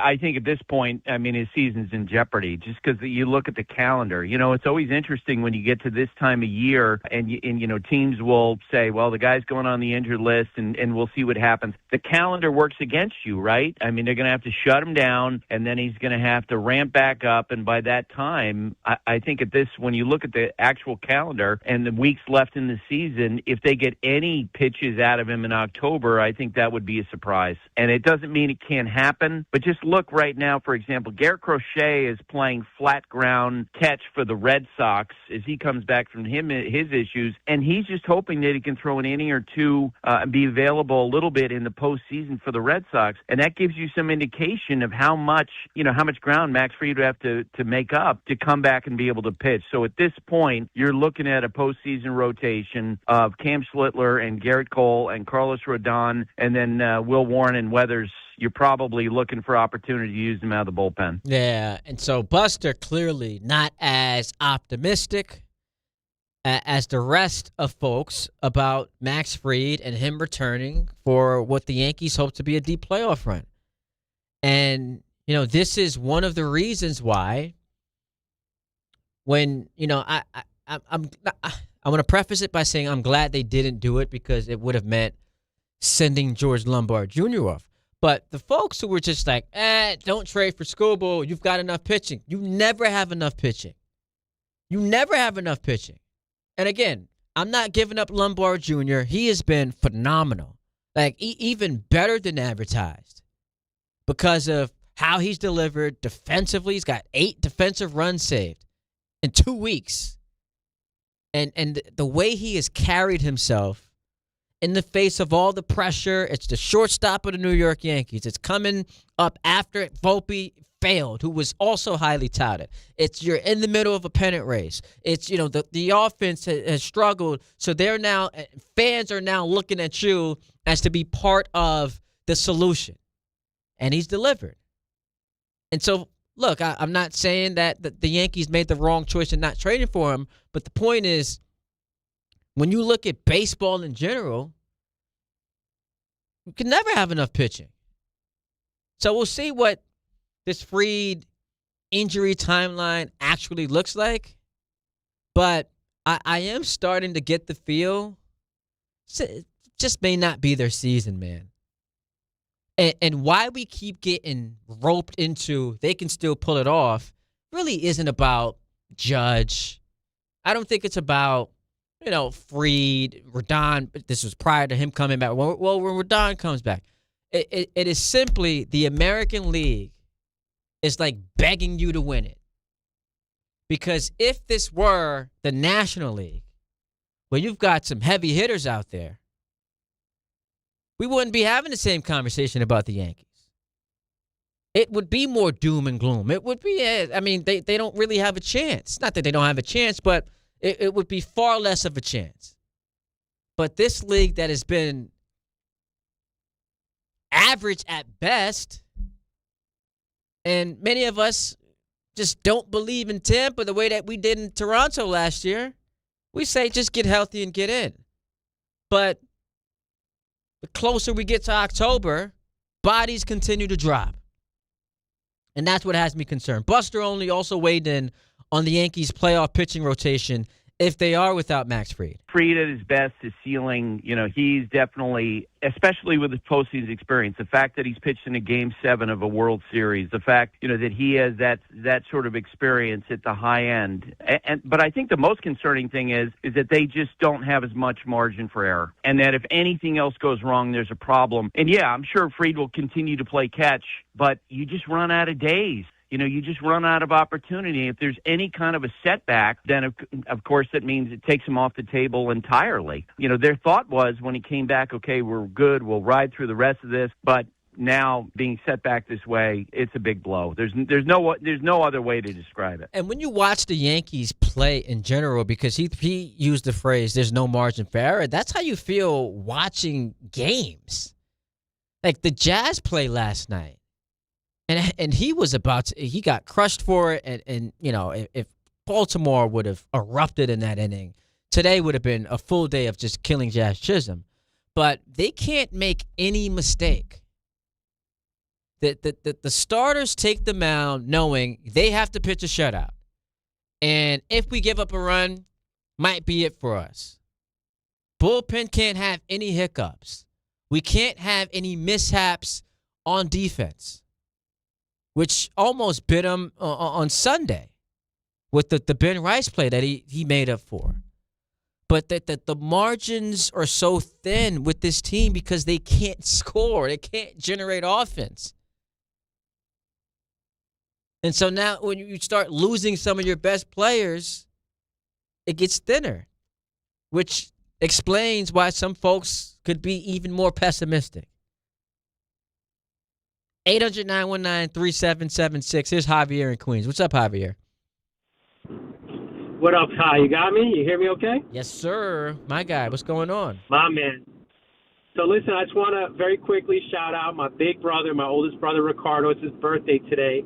Even though he's the man who made me a Jets fan, I was telling Tom that my brother actually apologized to me like 2 years ago, like a sincere apology. He was like, I'm sorry. I believe it's, I'm the one who made you a Jets fan. So he apologized to me. With the Jets, they're in such a tough spot. Like it's a really difficult season to get up for as a fan because, like, look at the first game. It's very like everything is on the line for the first game, and it's not even on the line for a winning season or a playoff appearance, right? It's like you avoid embarrassment by potentially beating the Titans, but you have no clear path towards a winning season. I just don't see it. And I go every year. I go to one game every year. I'm devout, but like this is one of the tougher ones because they're just like in that nowhere to go zone. Well, I guess the only hope is I was going to say the only hope is David Bailey's really good, and you kind of go from there, right? But like, Javier, to your point, and I have one Yankee comment. Yeah. No, to your point, and I'll leave you on. Like that game is so massive because if they win it, you can then talk yourself into them beating Green Bay, right? Like, especially if they look impressive. The defense is, cooking. You've got some points on the board. You're like, all right, Green Bay, without Micah last year, they fell off a cliff. And so maybe earlier in the year is the best time to play teams like the Packers and the Lions and the Bears. And so if you win week 1 against Tennessee, the whole tenor of the Jet conversation changes, and then you've got Cleveland in week 5. So it's like, we get to 3-3 by week 6, we're fine, we're good. But if they lose that, you're going the other direction, man.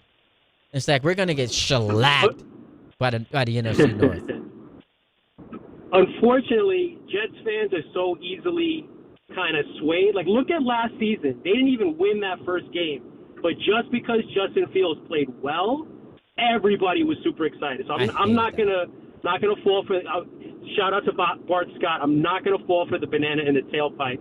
And with the Yankees, I've been talking to you about this for a while now, and I 100% agree with you. The Yankees are relying on magic to get them through the playoffs and maybe to the World Series. Like, it has to be magical for them. And I don't know. I think I'm quoting a person that I hate, Kurt Schilling. But Mystique and Aura? It's not in Yankee Stadium this year. There's some dancers at a club outside of the stadium. The Yankees are not built to be special this year, especially with the Max Fried news. Like, it's just not happening. And I just want to see a change in approach, like, especially with the offense. It's just like it's swing for the fences, and they don't even have anyone that really has the pop right now. Not even Ben Rice is hitting for power. So it's a lot. I got to wait for the Knicks to come out of their hole, and then I could have a glimmer of hope. Shout out to the Knicks. Shout out to Kat, just got married. Donovan Mitchell and Kat both getting married this summer. I just don't like plans that are dependent on so many ifs. If Judge comes back and if Fried returns, and before he came back, it was if Rodon comes back and if Bellinger and if too many ifs. A lot of variables. I want answers. It's not that I need all-stars at every position. Can I just get my guys healthy for an extended period of time? And if this and if that, I don't like a bunch of ifs, because then it just becomes blind optimism for an organization that for a decade and a half has not earned that. We take a timeout. Sideline to sideline coming up next with our guy Tom Bauer right here on ESPN New York. If you've been injured in an accident that wasn't your fault, then you need a lawyer who knows New York's unique personal injury and workers' compensation laws. At the Parisman Firm, they have decades of experience handling all types of accident cases and a proven track record of delivering huge results. Their team has already recovered nearly $1 billion for injured New Yorkers. From construction to car accidents and slips and falls, they've got you covered. Call the Parisman Firm now at 718-WORKERS, where your case is their cause. Get the justice you deserve today. Hey, Yankees fans! Join us at Yankee Stadium on Friday, August 21st, as the Yankees take on the Toronto Blue Jays. And don't miss Cody Bellinger Bobblehead Night, presented by T-Mobile. The first 18,000 guests through the gates will take home an exclusive Cody Bellinger bobblehead. Get here early, grab the giveaway, and cheer on the Bronx Bombers. Tickets are available now at Yankees.com/tickets.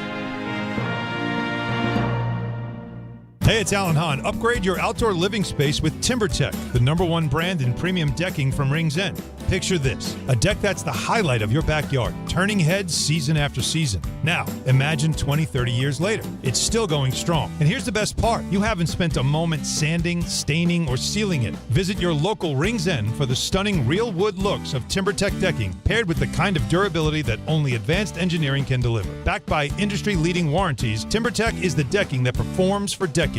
Ask for it locally at Rings End. This is Don, Hahn, and Rosenberg.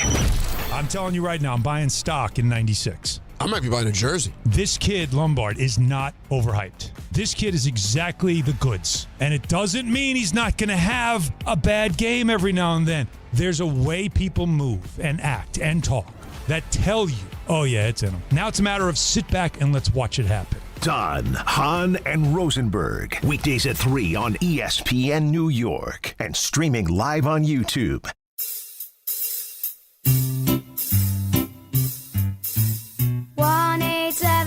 Cards for Kids. KARS Cards for Kids. 1-877 Cards for Kids. Donate your card today. 1-877 Cars for Kids. KARS Cars for Kids. 1-877 Cars for Kids. Donate your car today. Ready to get rid of that old car? Donate it to Cars for Kids. Call 877 Cars for Kids to speak to a friendly live agent. Donation is super easy, and your car can be picked up as soon as tomorrow. Go to carsforkids.org now or call 877 Cars for Kids to donate your car today. 1-877 Cars for Kids. KARS Cars for Kids. 1-877 Cars for Kids. Did you know you can donate real estate too? Go to carsforkids.org. That's cars with a K.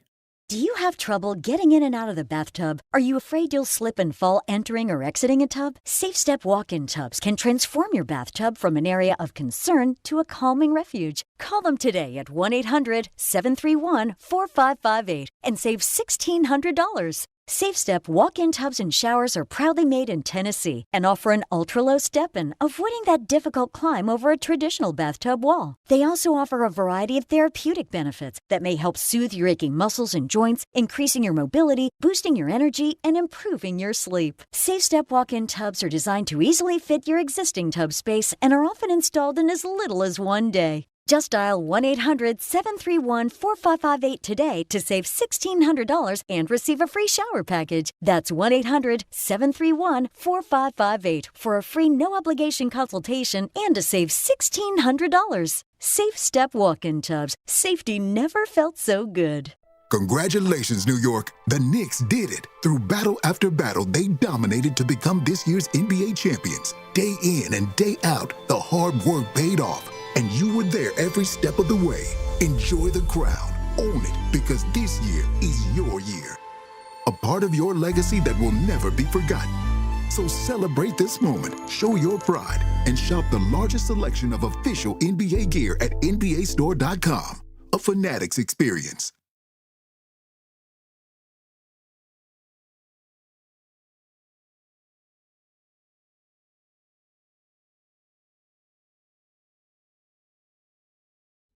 All right, coming up in a few minutes, we got Sideline to Sideline.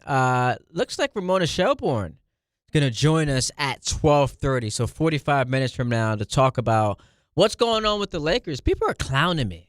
Hey, your team's a mess. They're a joke of the league. I don't feel great about the fact that in 2 years, Luka Doncic has a player option, so he can decide whether or not he wants to continue this relationship. And publicly, this mess is playing out. It's chaotic. It's dysfunctional. And when you have a top 5 player in the world in his prime, just don't think it looks great, especially when, in theory, you're a title contender. As long as you got Luka healthy, you're a title contender. And so all of this mess going on with the Lakers is terrible for them. It's also horrible for the league. And I'll ask Ramona about this because she was on Get Up and was asked about, like, hey, what does this mean for the Dodgers? Like, are the Dodgers, like, is there a possibility that they get sold? And the sentiment seems to be no, like the Dodgers aren't getting sold because there's no interest in selling them. My question would be, same was said about the Lakers. Like, the Lakers, they weren't rumors that Walter was trying to sell the Lakers until there was this Godfather offer that came in. And then all of a sudden, $12.5 billion, here's a check, here we go.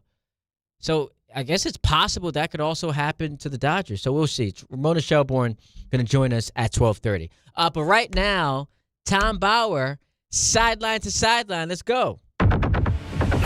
It's going to happen. This is Sideline to Sideline. Go, go, go. Look at me fixing cameras on the fly before I switch over to the two-shot. You're a tremendous talent, but don't break that hand of yours trying to pat your own self on the back. Oh, no. I'm not patting myself on the back. I'm just padding out the time that I need before I officially start Sideline to Sideline. We call that stretching stretching something in the business. Yeah.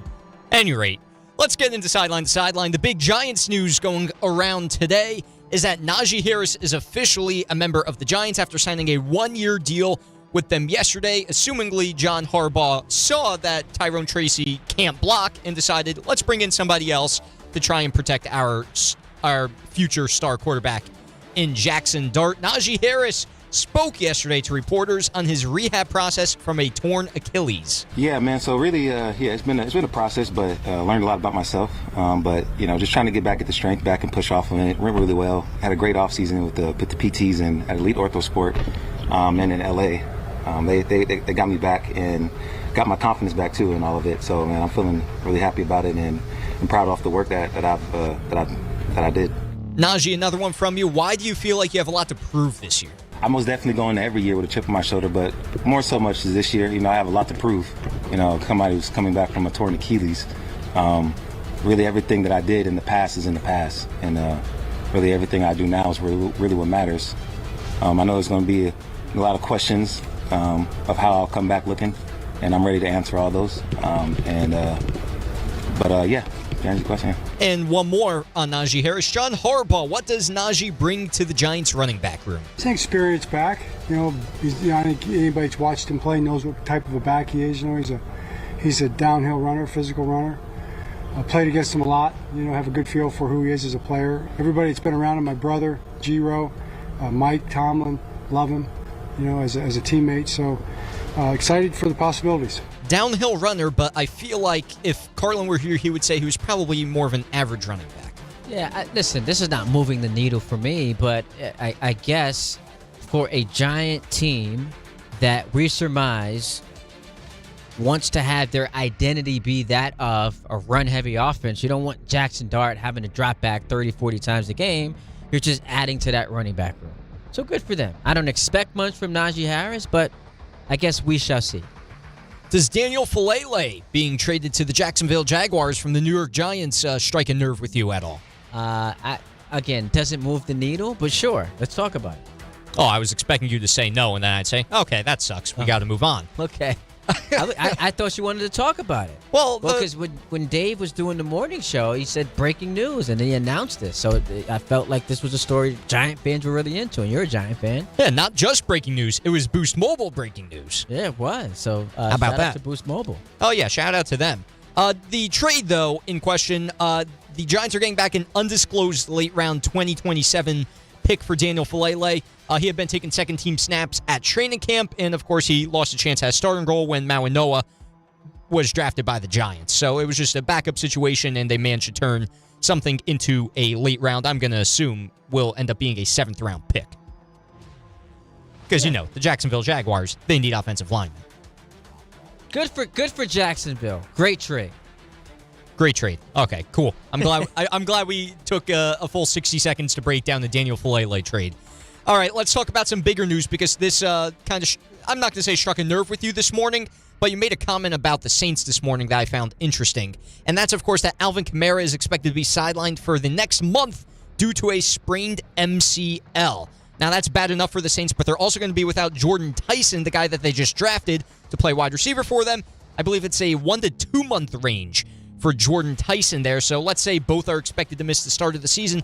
Ty, you were saying that, and I've seen this on social media as well, the Saints are being looked at as like a sneaky playoff team in the NFC, which I don't buy, but go on. Yeah, the division they play in, I guess, factors into it. But I can't remember the podcast I was on, but someone asked me, who's a sneaky playoff team?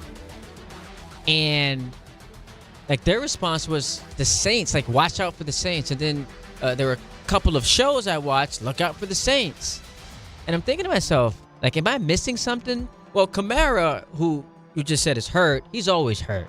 I guess Tyler Shuck showed folks enough at the end of last year where he made a push for the Offensive Rookie of the Year award. And, you obviously like what you've seen from Kellen Moore. But I think this is more of a division thing than anything else. Tough injury. Jordan Tyson, rookie, and I thought the Jets might be interested in taking him. Losing valuable reps. Getting hurt in your rookie season, certainly not ideal. I mean, you never want to get hurt, but losing these valuable reps as you enter the NFL is brutal for the Saints. So they're whatever their playoff hopes were takes a hit when you got Kamara and Jordan Tyson, two of your biggest offensive weapons, injured. Still have Olave, but this is unfortunate news for the Saints. Gotcha. Some more news on injuries here. I'll just glance over this one. Chargers center Tyler, I'm going to mispronounce this very much.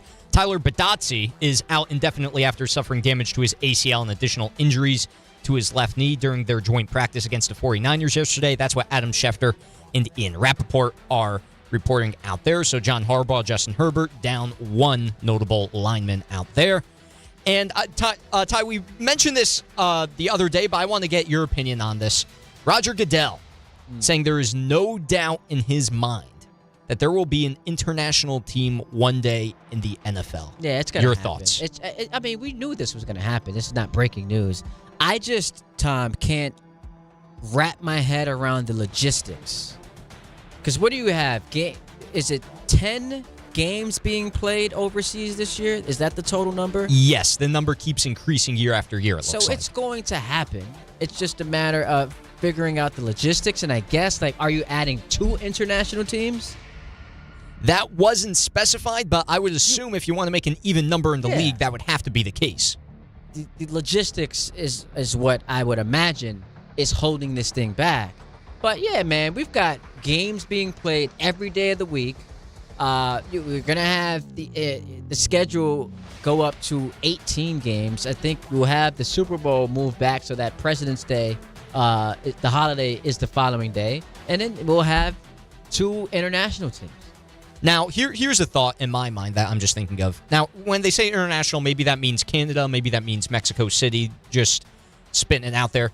The Jaguars also play a lot of games in London. So are we talking about expansion here, or are we talking about moving some teams that maybe play in a smaller market over somewhere else? I think it would be expansion, right? You would hope, but, I mean, listen, if you get 34, that kind of screws up the even balance around the league of 4 teams per division. Can I just mention this real quick? I don't know how much you have left. Yeah, go on. Because I know it happened a couple days ago. Sure. Man, I'm sneaky high on the Cowboys this year. So, Von Miller signed with them, right? Yes. And this move in isolation would not wow me because the Cowboys' defense was atrocious last year. They were the worst defense in football.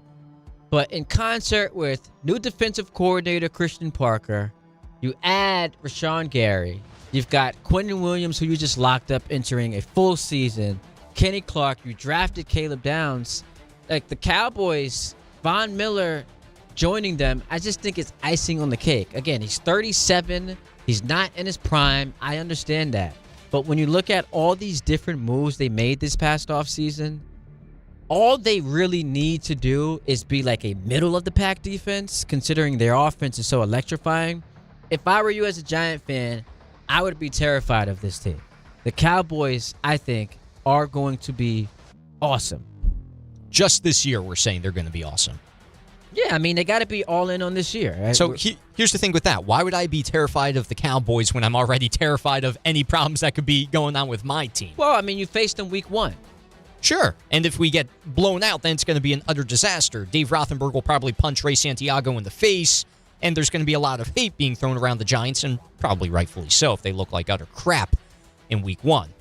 But I really like the Von Miller move. I really do. This is a sneaky good move. And he had, what did he have, 9 sacks last year, which was his most since 2021, and would have been the most on the Cowboys. Jadeveon Clowney, who they no longer have, had 7.5. So, look, if you're a Cowboys fan, man, what an offseason for Jerry Jones and company. And not a lot of noise. Not a lot of noise coming out of Dallas. Usually Jerry says something crazy that just makes you, face palm. Not a lot of noise from Dallas. Is that it for Sideline to Sideline? That'll be all. I'm sorry. I commandeered it at the end. No. That would have been another story if I chose to go in that direction. I was just looking at the time and thinking, let's not completely murder the clock here. All right, so how about we do this? We take a timeout. We get to the final hour of the show. Ramona Shelburne is going to join us at 12:30, but we're going to 1, leading you into the K Show right here on ESPN New York. If you're living with neck pain, back pain, sciatica, migraines, nerve pain, or chronic joint pain, you don't have to just live with it. I'm Michael Kay, and I want to introduce you to Dr. Jay Shaw at Sandwell Pain. Dr. Shaw is Ivy League trained, double board certified, and specializes in non-surgical, image-guided treatments that help get to the source of your pain. With convenient offices in Woodbridge, Livingston, and Englewood, expert care is never far away. So if pain is keeping you from doing the things that you love this summer, take the first step toward relief. Visit SamwellPain.com to book your appointment online. When you manage an active facility, disruption is not an option. Tricon Construction specializes in healthcare, commercial, and industrial environments where work needs to happen without shutting operations down. That takes detailed planning, clear communication, and safe, disciplined execution. Because when patients are inside, tenants are working, or production has to keep moving, every decision matters. Tricon understands how to work around your business professionally, safely, and efficiently. For complex work inside active facilities, choose Tricon Construction. Visit TriconBuilds.com. That's TriconBuilds.com. At Uline, the prevailing opinion is, if you don't live it, you don't believe it. The people at Uline believe in hard work, and they live it by being there 24/7 to answer your call, having 41,000 items in stock, and offering same-day shipping from 12 locations across North America. Business owners, sellers, buyers, shippers, and packers believe it. Uline is the hard-working, dependable source for your shipping and industrial supplies. Visit uline.com. There are a million reasons to love New York. Making your budget stretch isn't one of them. According to an independent study, Amazon prices average 14% lower than other retailers. Get food, fashion, furniture, and more shipped straight to your building. Plus, another study found Amazon Prescription Pass customers pay nearly 1/3 less out of pocket. Learn more at aboutamazon.com. Okay, all signed up. Easy. Now let's run payroll. What the? Hey girl, I'm you with more gusto. Nice. Who's that? New social media manager, hired and onboarded with gusto. And spoiler, we're kind of famous now. Wait, we're famous? Oh, well, I'm famous. Payroll, benefits, and HR. Designed and built for small businesses. Choose a future with gusto. I'm David Ortiz. When I lost my mom, she was only 46. And I lost my dad to cancer. It was the worst pain I ever felt. It made me think, what will happen with the people I love when my time is up? That's why I have life insurance. Ethos makes it easy. It's all online, take about 10 minutes, and you can get up to $3 million in coverage. Get your free quote at ethos.com/game. That's ethos.com/game. Paid testimonial. Time spent on application may vary. Online health questions required. ESPN New York is your home for the world champion New York Knicks. WHSQ and WCBS-FM HD2, New York.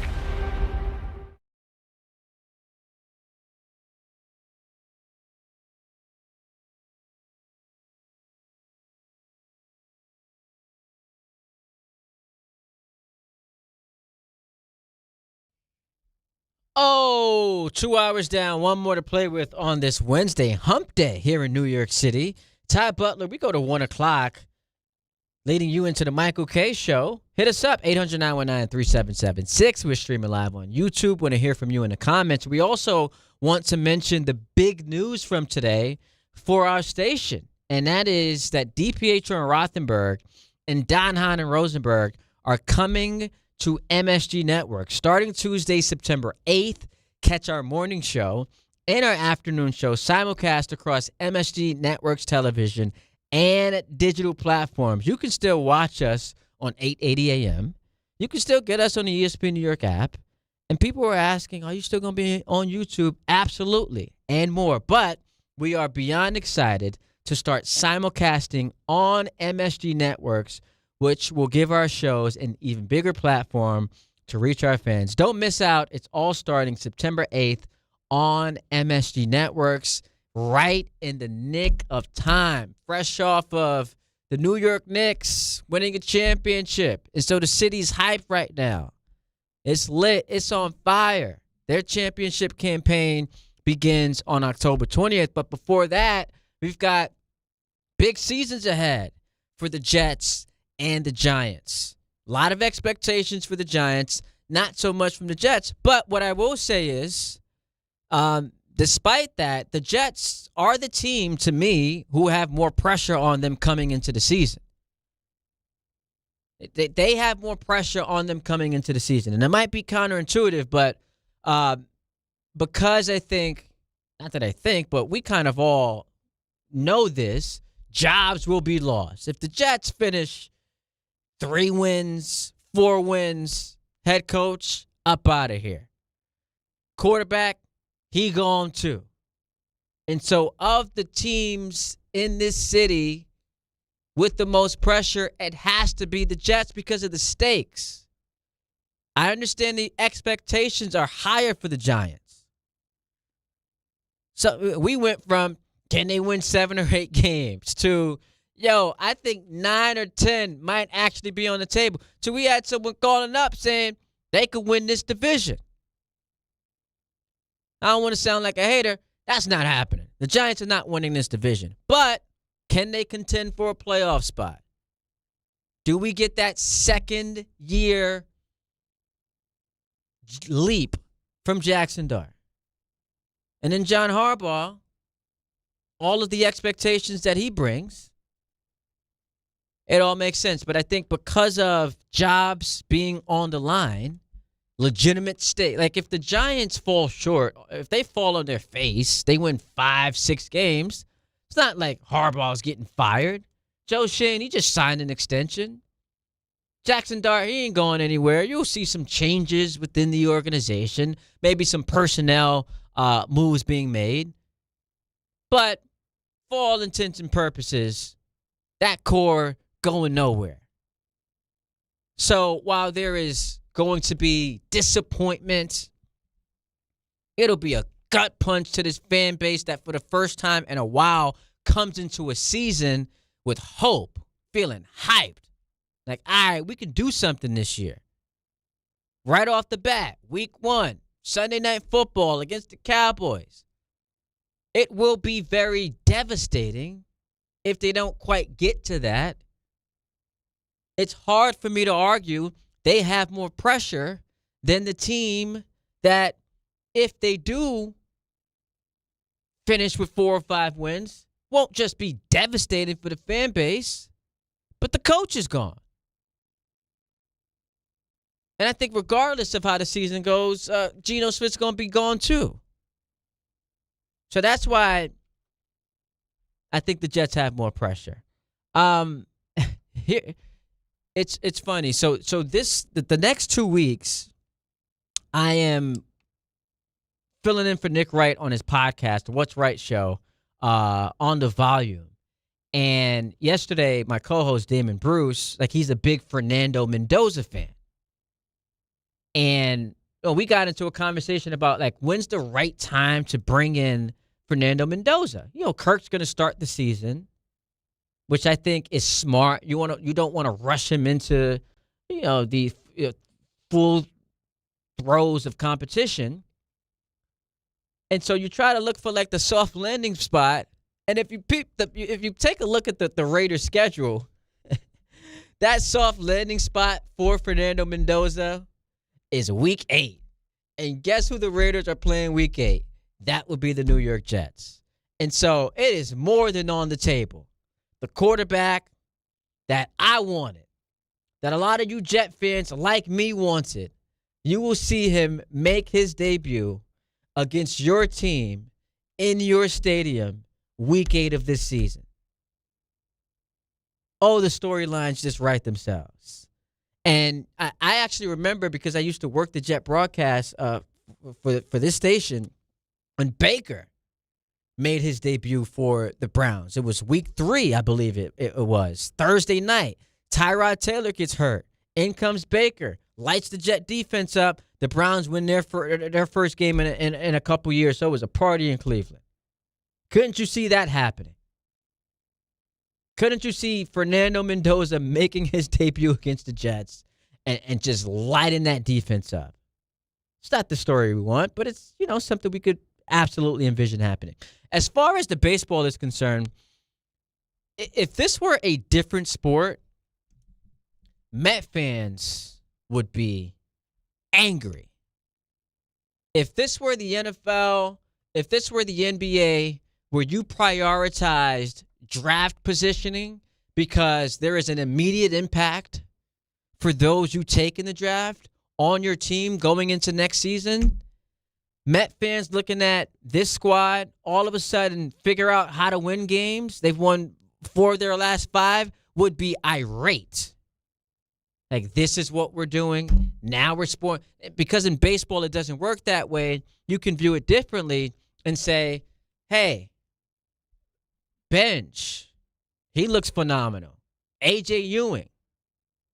You've got, Senga all of a sudden out the bullpen. Pitch. I don't know how sustainable it is that, a guy when he first got here had all these different rules about, he got to pitch every 6th day. Like, I don't believe that it's sustainable that Kodai Senga is going to be a relief pitcher. But the Mets are on the hook for him by, $15 million next year. You got to find a role for him somewhere, and he stunk it up as a starter. But when you look at this team, the wins might feel insignificant because it's a lost season. But, if Bichette is figuring it out, Lindor got a grand slam robbed from him last night. Like, these are contributions to what can be a winning clubhouse. Like, you got to start winning games. You can't have back-to-back losing seasons where the second half of last year was a disaster and this entire season's a mess. And now all we're focused on is, Soto and Lindor's relationship. And so while the wins might not mean something from the standpoint of, playoff positioning because the Mets aren't going to the postseason, I do think that it's important for David Stearns to have this team playing good baseball. We don't necessarily believe that his job is in jeopardy. The owner came out and said he's going to live out his contract. But you got to start winning some games at some point, right? And that's what the Mets have done lately. Albeit they swept the Nationals. But they won a couple series, right? They won that Braves series. They won the Phillies series. And so if you're a Met fan, you're just trying your best to look up and down this roster and point to people who you think will be, or players who you believe can be factors into when this team does turn it around. That's all you're looking for. And I don't know how much it means, but it's like, can we avoid finishing in last place? We're 3 games behind the Nationals. Again, it's not the biggest deal in the world, but can we just not finish in last place? 13 games under 500. I see some Met fans, maybe they're just trying to have fun with it. Oh, we're not that far at the wild card. You're not making a wild card. That's not going to happen. But just put some wins put a streak together. Give the fan base something to enjoy. Something. As far as the Yankees are concerned, what we saw last night is pretty much what we've been watching the last month and a half. It is a close game going into the 7th inning, going into the 8th inning, and you're relying on someone to come through with the hit. And last night, it was Trent Grisham, who, as bad as he's been, as awful as he's been overall this year, the offense has been dreadful, the defense has been objectionable. He might be the number 1 pick for guys you want up in a big spot because he's proven. The big sleep has proven. He's clutch. He comes through. He does it. And he was responsible for all of their runs last night. Here was Aaron Boone on Rodon, who pitched well in his outing. Didn't go that long, but, he's a significant piece in that rotation, especially if you're losing Fried. Here was Aaron Boone last night on Rodon's outing in his return. Yeah, I thought his stuff was good. He had swing and miss going. I thought he flashed some really good sliders. I thought the fastball was there. Had life to it, had carry to it. Probably not the best strike throwing. So there were some deeper counts, a lot of 3-ball counts and things like that. But I thought stuff-wise, he threw the ball well, and I especially thought his fastball and slider were good tonight. Yeah, Rodon, and I've said this multiple times, and I get it. It's unfair because he has pitched pretty well. I'm never going to trust him. I'm just not. And I shouldn't say never. Until he comes up in a big spot in the postseason, I just can't trust him. Because all I have in my head is since he's become a Yankee, it's been a lot of ups and downs, but also a lot of injuries. And as great as he can be for the first 4 innings of a game, the implosion, that is one pitch away from happening. And he just loses himself. But he did pitch well last night. As far as Aaron Judge, I am not at the point where I am completely bought into, he's going to come back, and he is going to be hitting second for the Yankees in October. The Yankees keep telling us this. Aaron Judge has told us this. There was never a doubt I was going to come back. You kidding me? I'm not at that point yet. Because as I keep reiterating, when you miss 2.5 months of the season, when you're not allowed to swing and you're dealing with a rib fracture, it's just hard for me to believe that you're going to all of a sudden come back, it's as close to 100%, and you can survive the season. But Aaron Boone, prior to the game, was asked about Judge. Has there been any additional imaging or treatment? Yeah, he MRI'd it, so it's just low level of inflammation, as a result of the bone bruise. So, sorry, overall good news in that I played the wrong cut. That's on me. Here was Aaron Boone on Aaron Judge. He gets introduced to his hitting progression this week, so I know, and that's I think he was in the pool, last couple days doing swing-related stuff in the pool, playing catch, doing his running, so he's progressing. All sounds great, man. The running, the playing catch, doing some swings in the pool, until I see this guy swinging a bat in a game and then seeing how his body responds to that, I am not going to be all that optimistic. I'm just not going to be all that optimistic. Buster Olney was on DiPietro and Rothenberg this morning. And I said this earlier. I went to bed thinking, all right, the Yankees avoided the worst-case scenario. Because when you hear Fried is hurt again, your mind immediately goes to, all right, that's it. He's cooked. It's a lost season. And I wasn't here for the conspiracy theories that a guy who's only started 15 games this year needs rest. That does not make me hopeful for his longevity the rest of the year. He started 15 games, and he needs to rest, so we're going to make up an injury. I didn't buy into that. But when I hear it's not as bad as the initial injury that knocked him out for 2 months, he might just serve the 15 days on the IL, I'm thinking, all right, cool.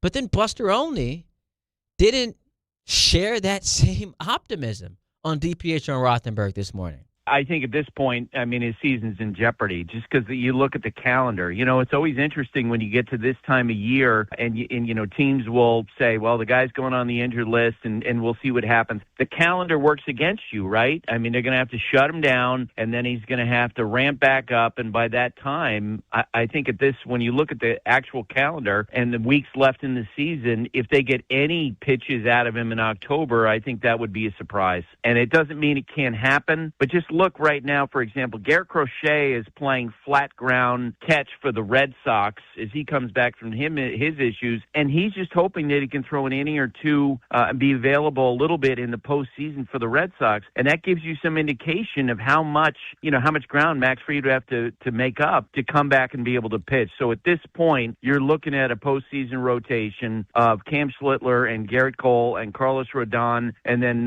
Will Warren and Weathers. You're probably looking for opportunity to use them out of the bullpen. Yeah, and that's still pretty good, right? If you've got that lined up as your rotation, still pretty good, and among what the best the league has to offer.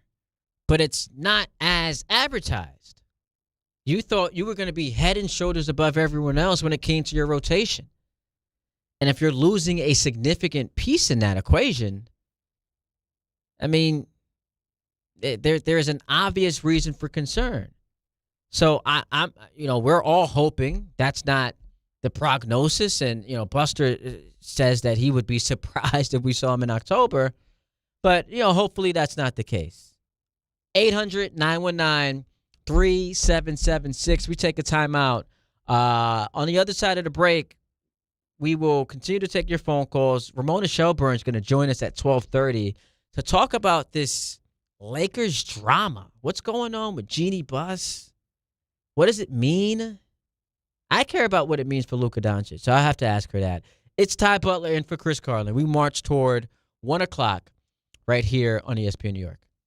There you were, surrounded by fans. Everybody remembers the game. Nobody remembers the guy coughing behind you. Till a few days later, at 2 a.m., you wake up with a fever and your throat's on fire. Now what? Urgent care? Closed. ER? Slammed. Telehealth? Maybe, but the pharmacy's closed. You needed a medical emergency kit. These aren't first aid kits. They contain essential prescriptions used for over 30 common conditions. Sinus and ear infection, UTIs, stomach bugs, traveler's diarrhea, and more on hand before you need them. Use your doctor-developed guidebook to select the right prescription or call their telemedicine doctor standing by. It's like an urgent care and drugstore at home. When you're sick, traveling, or stranded, you'll wish you'd ordered a medical emergency kit. Order online in minutes and it's shipped to your door. And save $45 with my promo code 880 at urgentcarekit.com/880. That's promo code 880 at urgentcarekit.com/880. Hey, New York and New Jersey, Boost Mobile has an unlimited talk, text, and data plan that's only $25 a month forever, meaning you'll only ever pay $25 a month for the rest of your life. Who wouldn't want unlimited wireless when it only costs $25 a month forever? If you don't, you must be one of those people who enjoy overpaying for their phone plan. $25 a month forever is truly as good as it gets. So go online and switch now at boostmobile.com. After 30 gigabytes, customers may experience slower speeds. Customers will pay $25 a month as long as they remain active on the Boost Mobile Unlimited plan. At City Harvest, we believe no New Yorker has to go hungry. With your help, we're on the road 365 days a year, rescuing over 77 million pounds of nutritious food and delivering it free to millions of New Yorkers, transforming surplus food into sustenance, sustainability, and smiles, rallying thousands of New Yorkers to power a network of nourishment across our city. One day, one meal, and one New Yorker at a time. That's how we feed good. Donate at cityharvest.org. This is the Michael Kay Show. The general manager of the New York Giants, that is Joe Schoen. Now, one of the things that have been worked on throughout camp is discretion on the part of Jackson to slide. Do you think he's made strides in that? You just have to learn. You start coming in every Monday and realizing how bad your body hurts and you feel like you were in a car crash, and half of those hits are, avoidable. And Jackson's a smart kid and understands that, and I think that'll be reflected in his play this year. The Michael Kay Show, weekdays at 1 on ESPN New York and streaming live on YouTube. Presented by the Parisman Firm. All right, so big news for New York sports fans. DiPietro and Rothenberg. So our morning show and our afternoon show, Hahn and Rosenberg, coming to MSG Networks.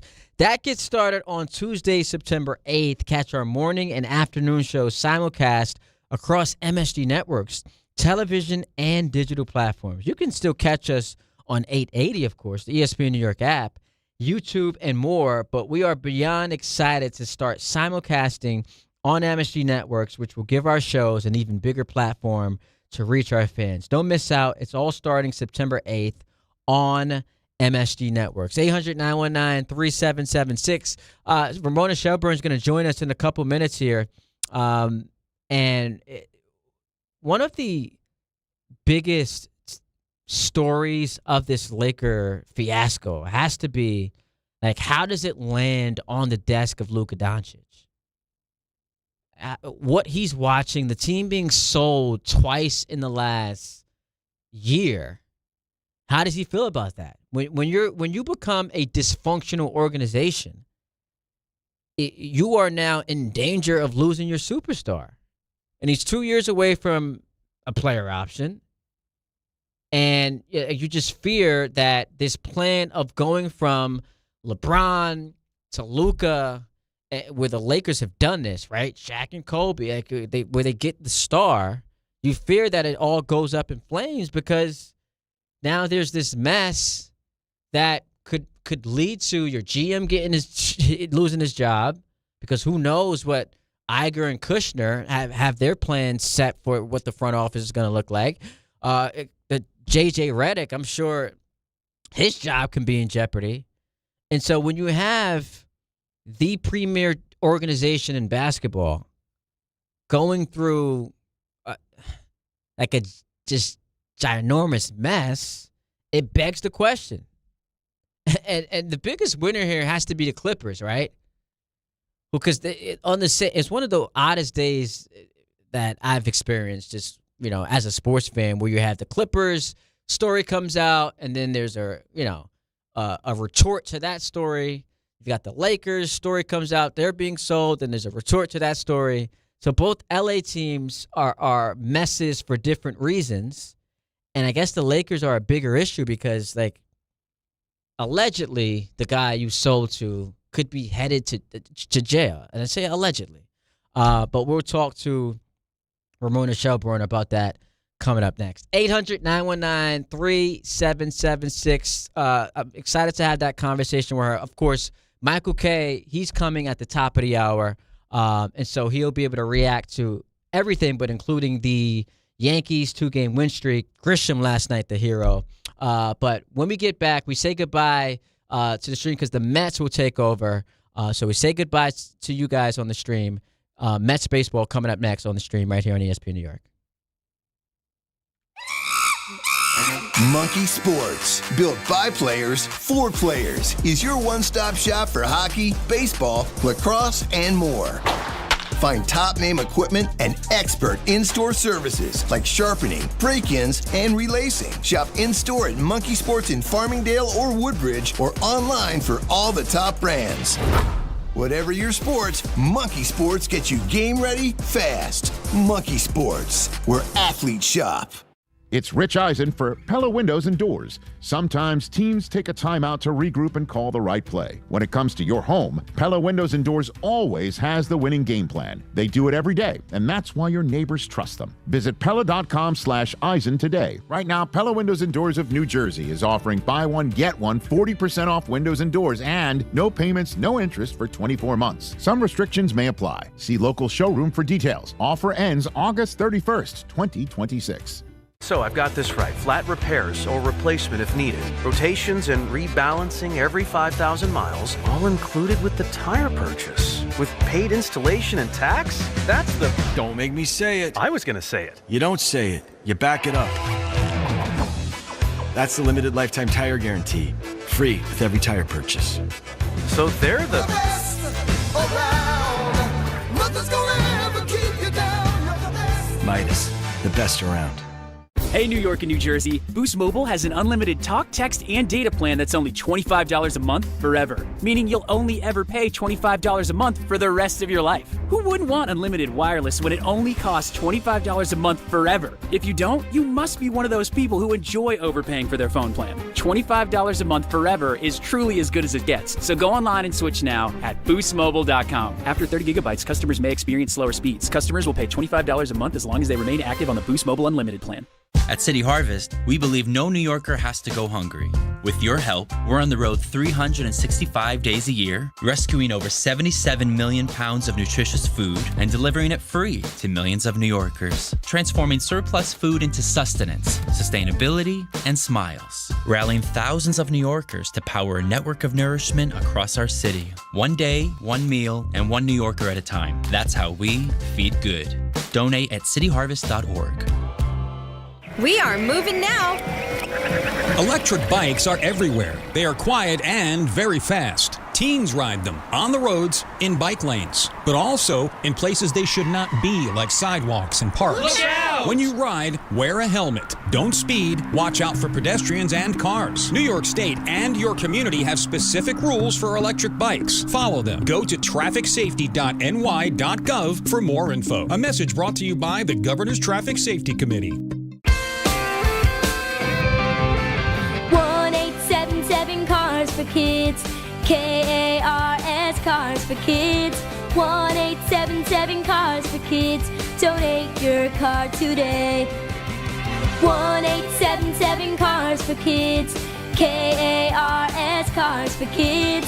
1-877 Cars for Kids. Donate your car today. Ready to get rid of that old car? Donate it to Cars for Kids. Call 877-CARS4KIDS to speak to a friendly live agent. Donation is super easy, and your car can be picked up as soon as tomorrow. Go to cars4kids.org now or call 877-CARS4KIDS to donate your car today. 1-877 Cars for Kids. K-A-R-S Cars for Kids. 1-877 Cars for Kids. Donate your car today. Did you know you can donate real estate too? Go to carsforkids.org. That's cars with a K.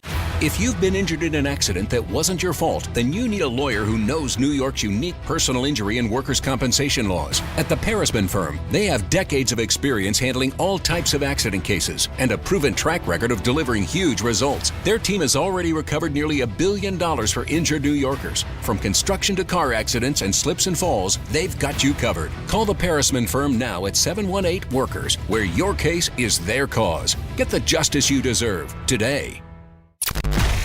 You're listening to 880 ESPN and the ESPN New York app.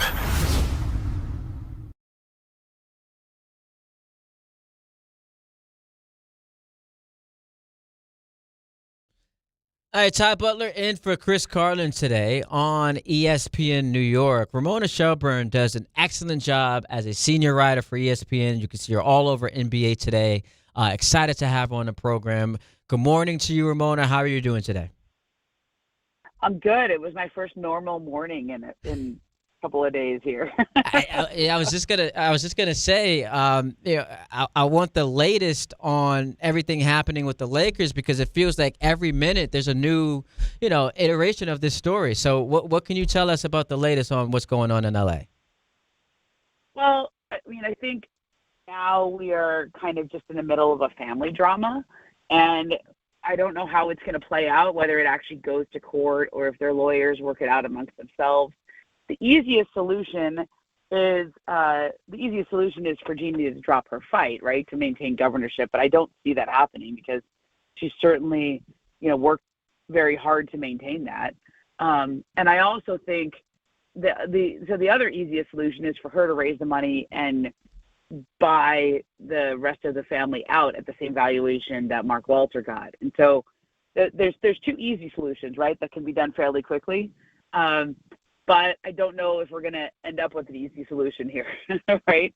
There's a lot of money involved. So, buying out the rest of the family at same valuation, that's like a $2.2 billion proposition.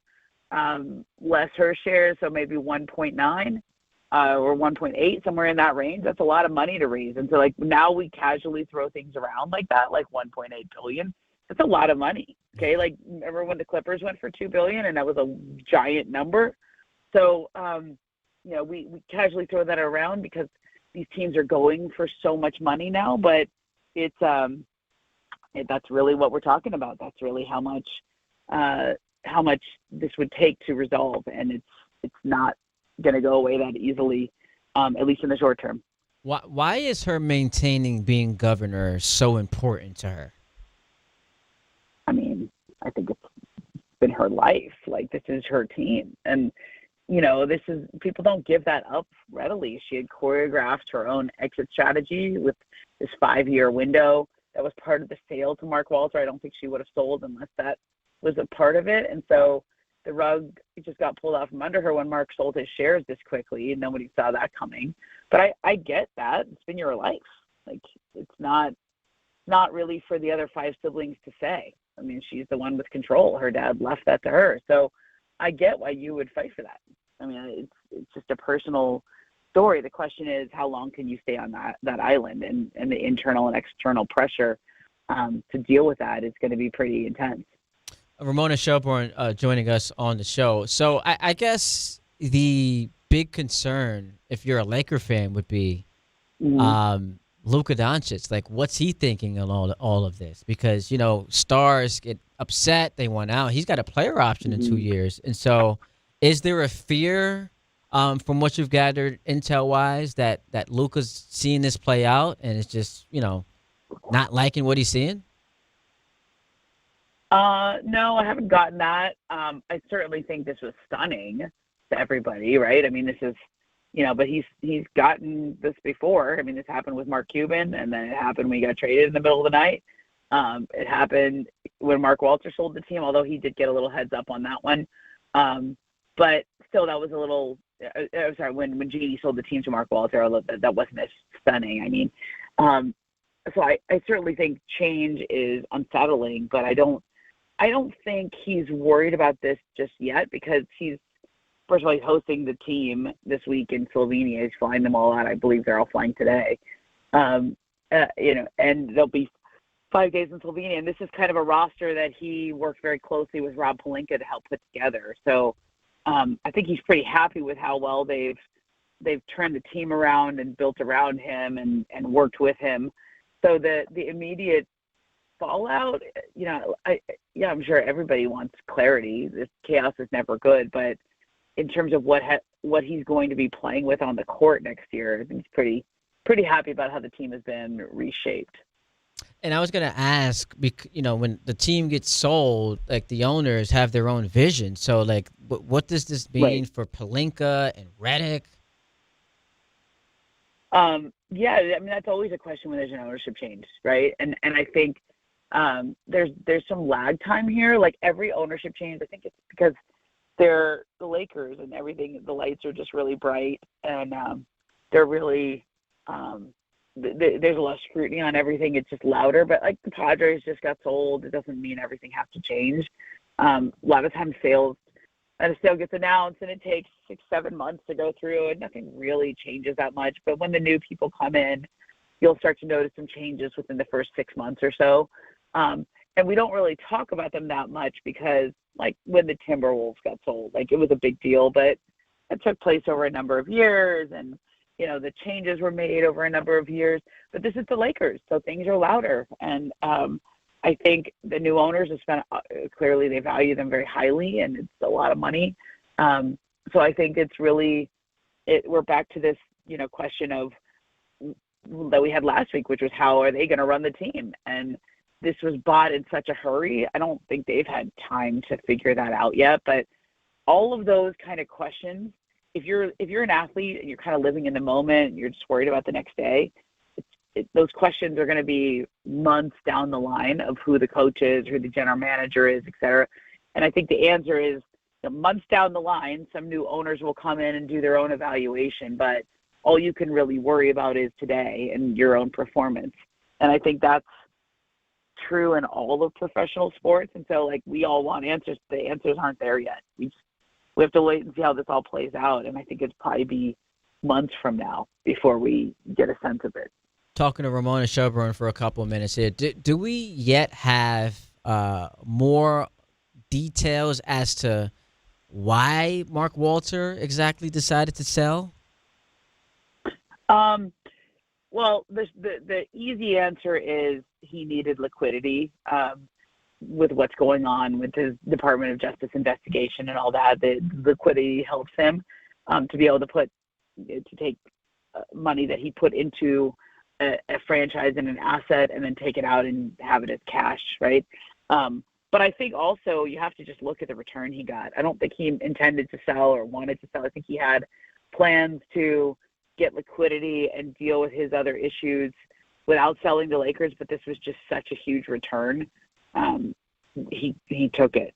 And, I don't think there's any seller's remorse, but it certainly has brought a much brighter spotlight to financial and legal issues that he has right now that are hard, that's probably very uncomfortable, right? I mean, there'd been headlines before about this DOJ investigation into him, but there's a new scrutiny now because he sold the Lakers, and it's just a big bright spotlight. All right, and so my last question for you would be the Dodgers, right? Like everyone, I saw you on Get Up talking about this yesterday. What does it mean for the Dodgers? Is there a plan to sell? Like what's happening there? I don't. They're not for sale. Okay, if you ask anyone with the Dodgers or close to Mark, etc., they're going to say the Dodgers are not for sale. But as I said yesterday, I Get Up, like the Lakers weren't for sale either. It's not going to stop people from calling if they want to make an offer. Now, I think the Dodgers really aren't for sale, and I think that it would take an unsolicited,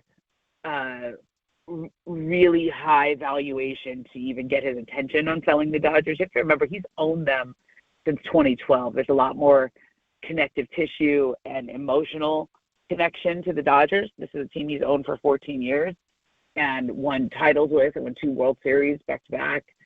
There's been a lot more emotional investment in them, and I don't think that any offer would come in at the kind of valuation in such a that would offer him such a profit, et cetera, that he would really take it unless somebody really overpaid, right? Like if there was a huge valuation or a real overpay, I don't know if anyone would come in like that, especially on a baseball team, which is not as profitable or lucrative of a sport right now, and is facing a potential lockout. So I just don't see that happening, and I think he stays put with the Dodgers.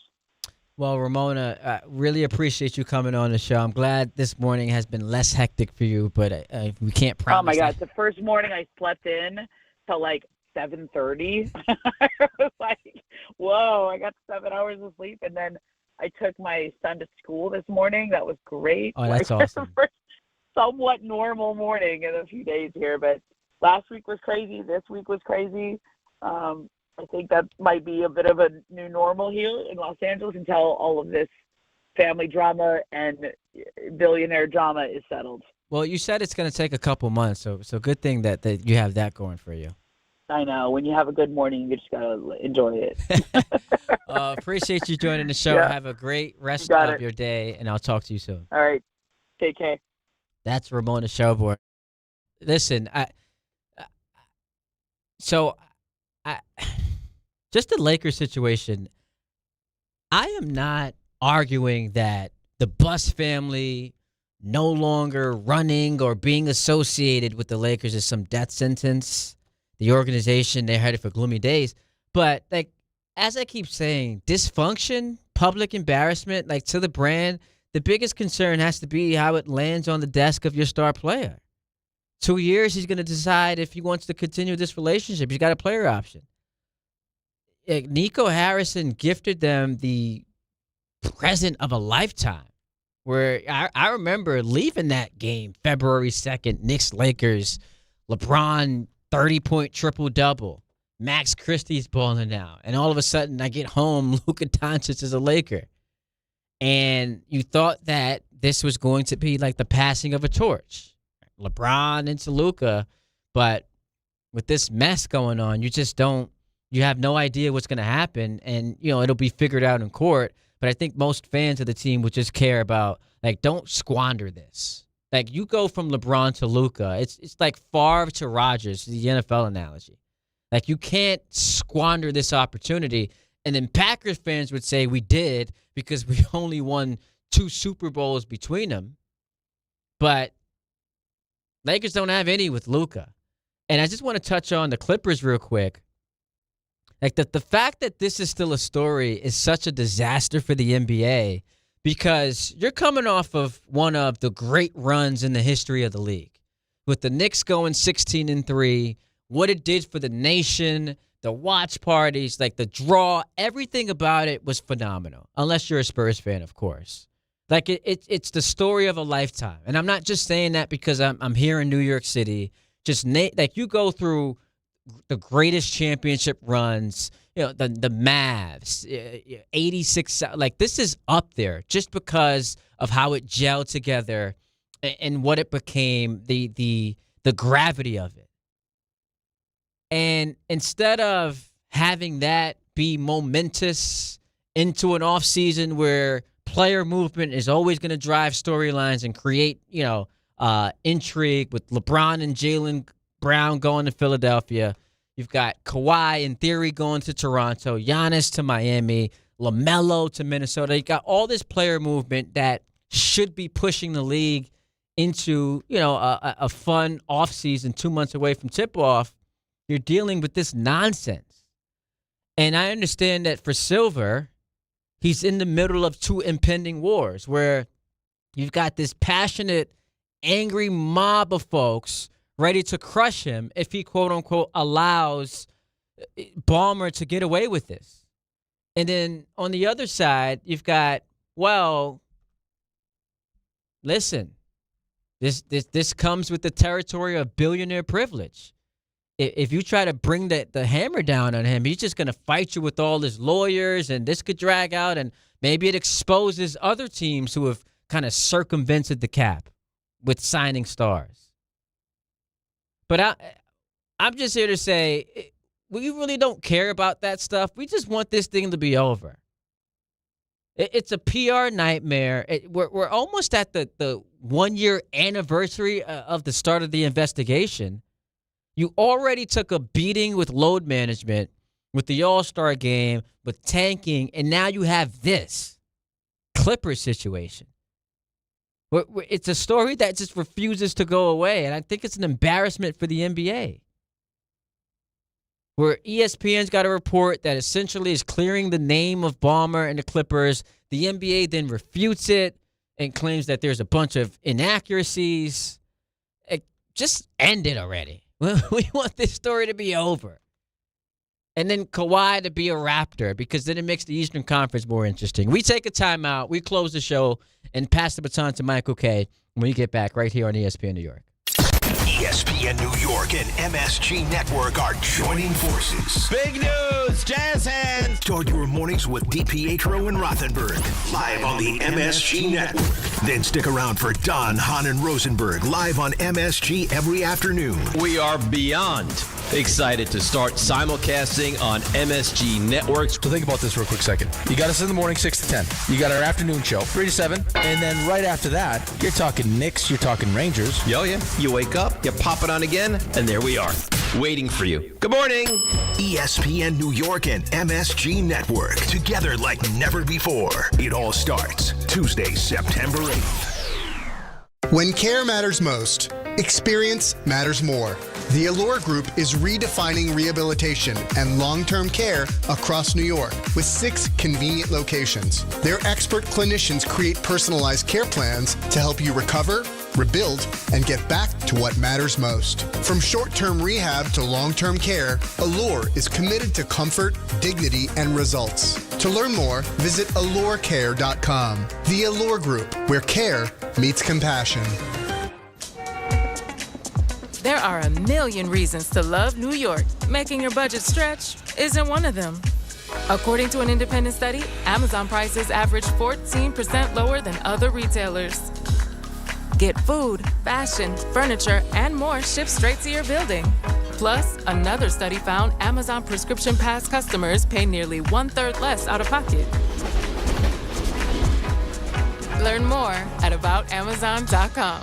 Hi, this is Don LaGreca. Just like the New Jersey Devils bring intensity on the ice, Viking Pest Control brings the same level of protection to your home. And I know because I use Viking at my own place. The season may be over, but pests are always in play. So it's time to lock in your off-season defense. As the pest control provider and proud partner of the Devils, Viking delivers 45 years of trusted experience to keep ants, cockroaches, stinging insects, rodents, mosquitoes, and more out of your zone. And when you bundle pest control mosquito services, you score big savings. One call, one company, total peace of mind. Visit VikingPest.com. Protecting your home inside and out. D'Agostino Law Bite Back. This is John D'Agostino from D'Agostino & Associates, and I know how a serious accident can change your life just like that. I'm Jenna D'Agostino, and I understand that with pain comes medical bills and time out of work. Let us get you justice. This is John Ryan, the closer. For over 35 years, our family has been getting accident victims every dollar they deserve. I started this firm for the injured so they can bite back against the insurance companies. Our legacy is to get you justice. Bite back. To get you paid, bite back. At D'Agostino & Associates, bite back means fight back. When you're hurt and they blame you, we bite back and get you every dollar you deserve. We have offices throughout New York and New Jersey, so call us first at 1-800-BITE-BACK. That's 1-800-248-3222. 1-800-248-3222. I've been there, and I'll be there for you. Harry Douglas here to help you ignite your taste buds with Firework Freeze 5-Hour Energy Shots. Juicy cherry, citrus lime, and blue raspberry. It's that iconic freezer pop flavor, but with none of that guilty sugar aftermath. The perfect summer kick. It's delicious, portable, zero sugar energy shot bursting with flavor. Bring on the summer with Firework Freeze 5-Hour Energy Shots, available online at 5hourenergy.com and on Amazon. When's the last time payroll was the easy part of your week? With Gusto, it can be. Gusto is the all-in-one platform designed to take the hassle out of managing your team, from payroll and compliance to hiring, onboarding, and more. With Gusto, you can get back 2 full days each month with all the time you've saved. Go to gusto.com today and learn why over 500,000 small businesses choose Gusto. That's GUSTO.com. Gusto.com. Congratulations, New York. The Knicks did it. Through battle after battle, they dominated to become this year's NBA champions. Day in and day out, the hard work paid off, and you were there every step of the way. Enjoy the crown. Own it, because this year is your year. A part of your legacy that will never be forgotten. So celebrate this moment, show your pride, and shop the largest selection of official NBA gear at NBAstore.com. A Fanatics experience.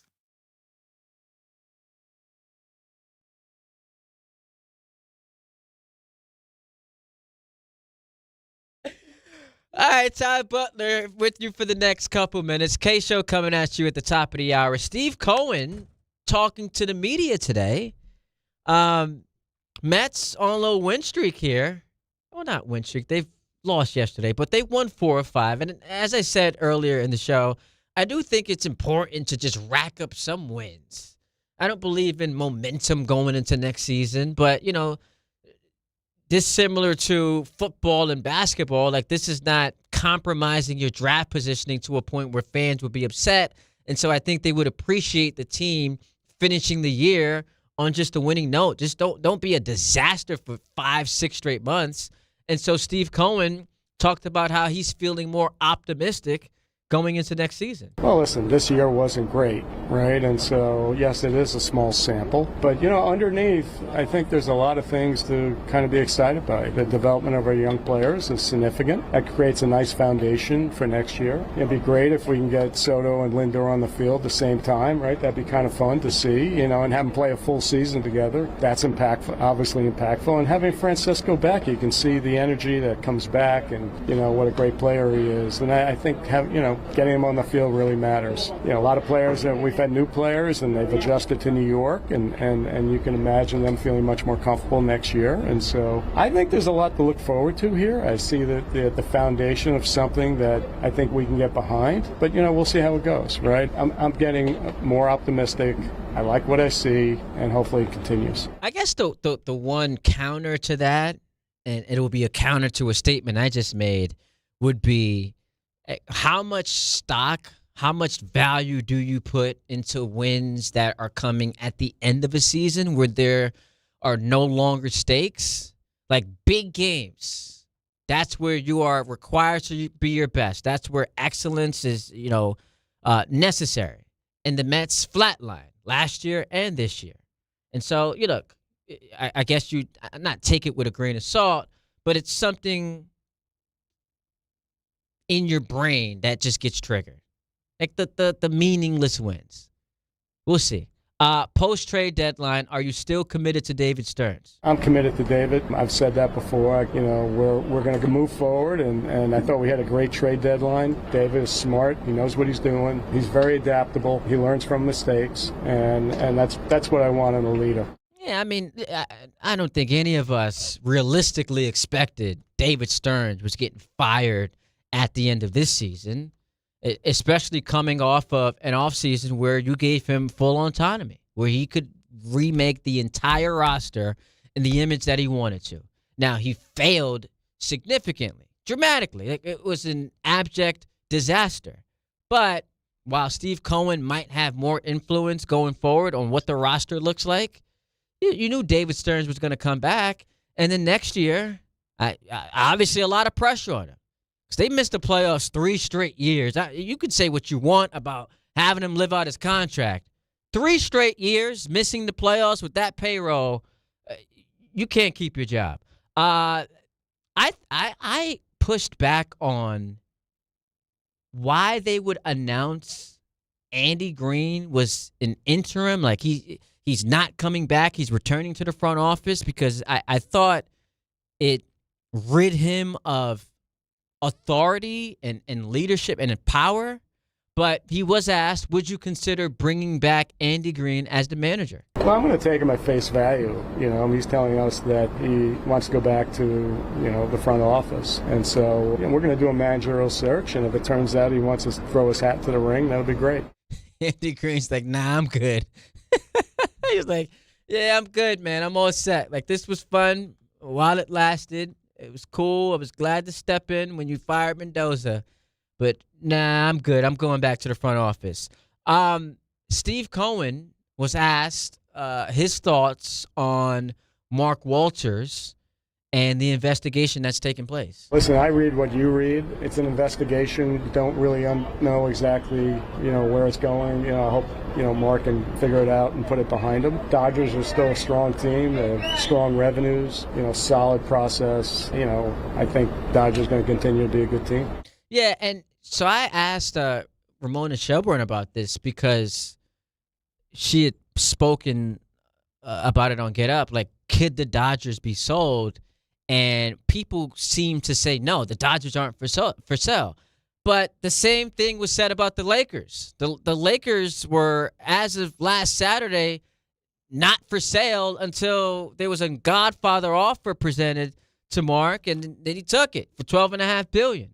And so we can be told until we're, they're blue in the face that the Dodgers are not for sale. But I guess considering what we just saw with the Lakers, if there is a number that comes in that you just can't pass up, as he is dealing with his issues with the DOJ and, alleged fraud, I guess there is a chance the Dodgers could be sold. But it would be odd, and, got to plead my ignorance here because I don't know how this factors into the equation, an impending lockout.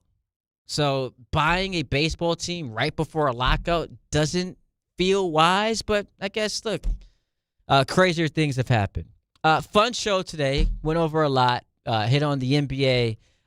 Big football conversation. I said no to 7-10. I am not taking a 7-10 season from the Jets, and I know it's crazy to say that, but 3 wins, 2 against the Dolphins, 1 against a tanking team. I'm not for it. But baseball, certainly on the table. You got the Mets, did lose last night. They've won 4-5, and they're playing an afternoon game. And then the Yankees, fresh off of 2 straight victories. Grisham, the hero last night. Shout out to Tom Bauer. Tremendous stuff today. My man Ray Denahan always pulls up, and he's a blast. Michael K. Show coming up next. Line him up for the K-Stir right here on ESPN New York. And, of course, streaming live on YouTube. If you've been injured on a construction site, then you need a lawyer who knows New York's unique labor laws. At the Parisman Firm, they have decades of experience handling construction accident cases and a proven track record of delivering huge results. Their team is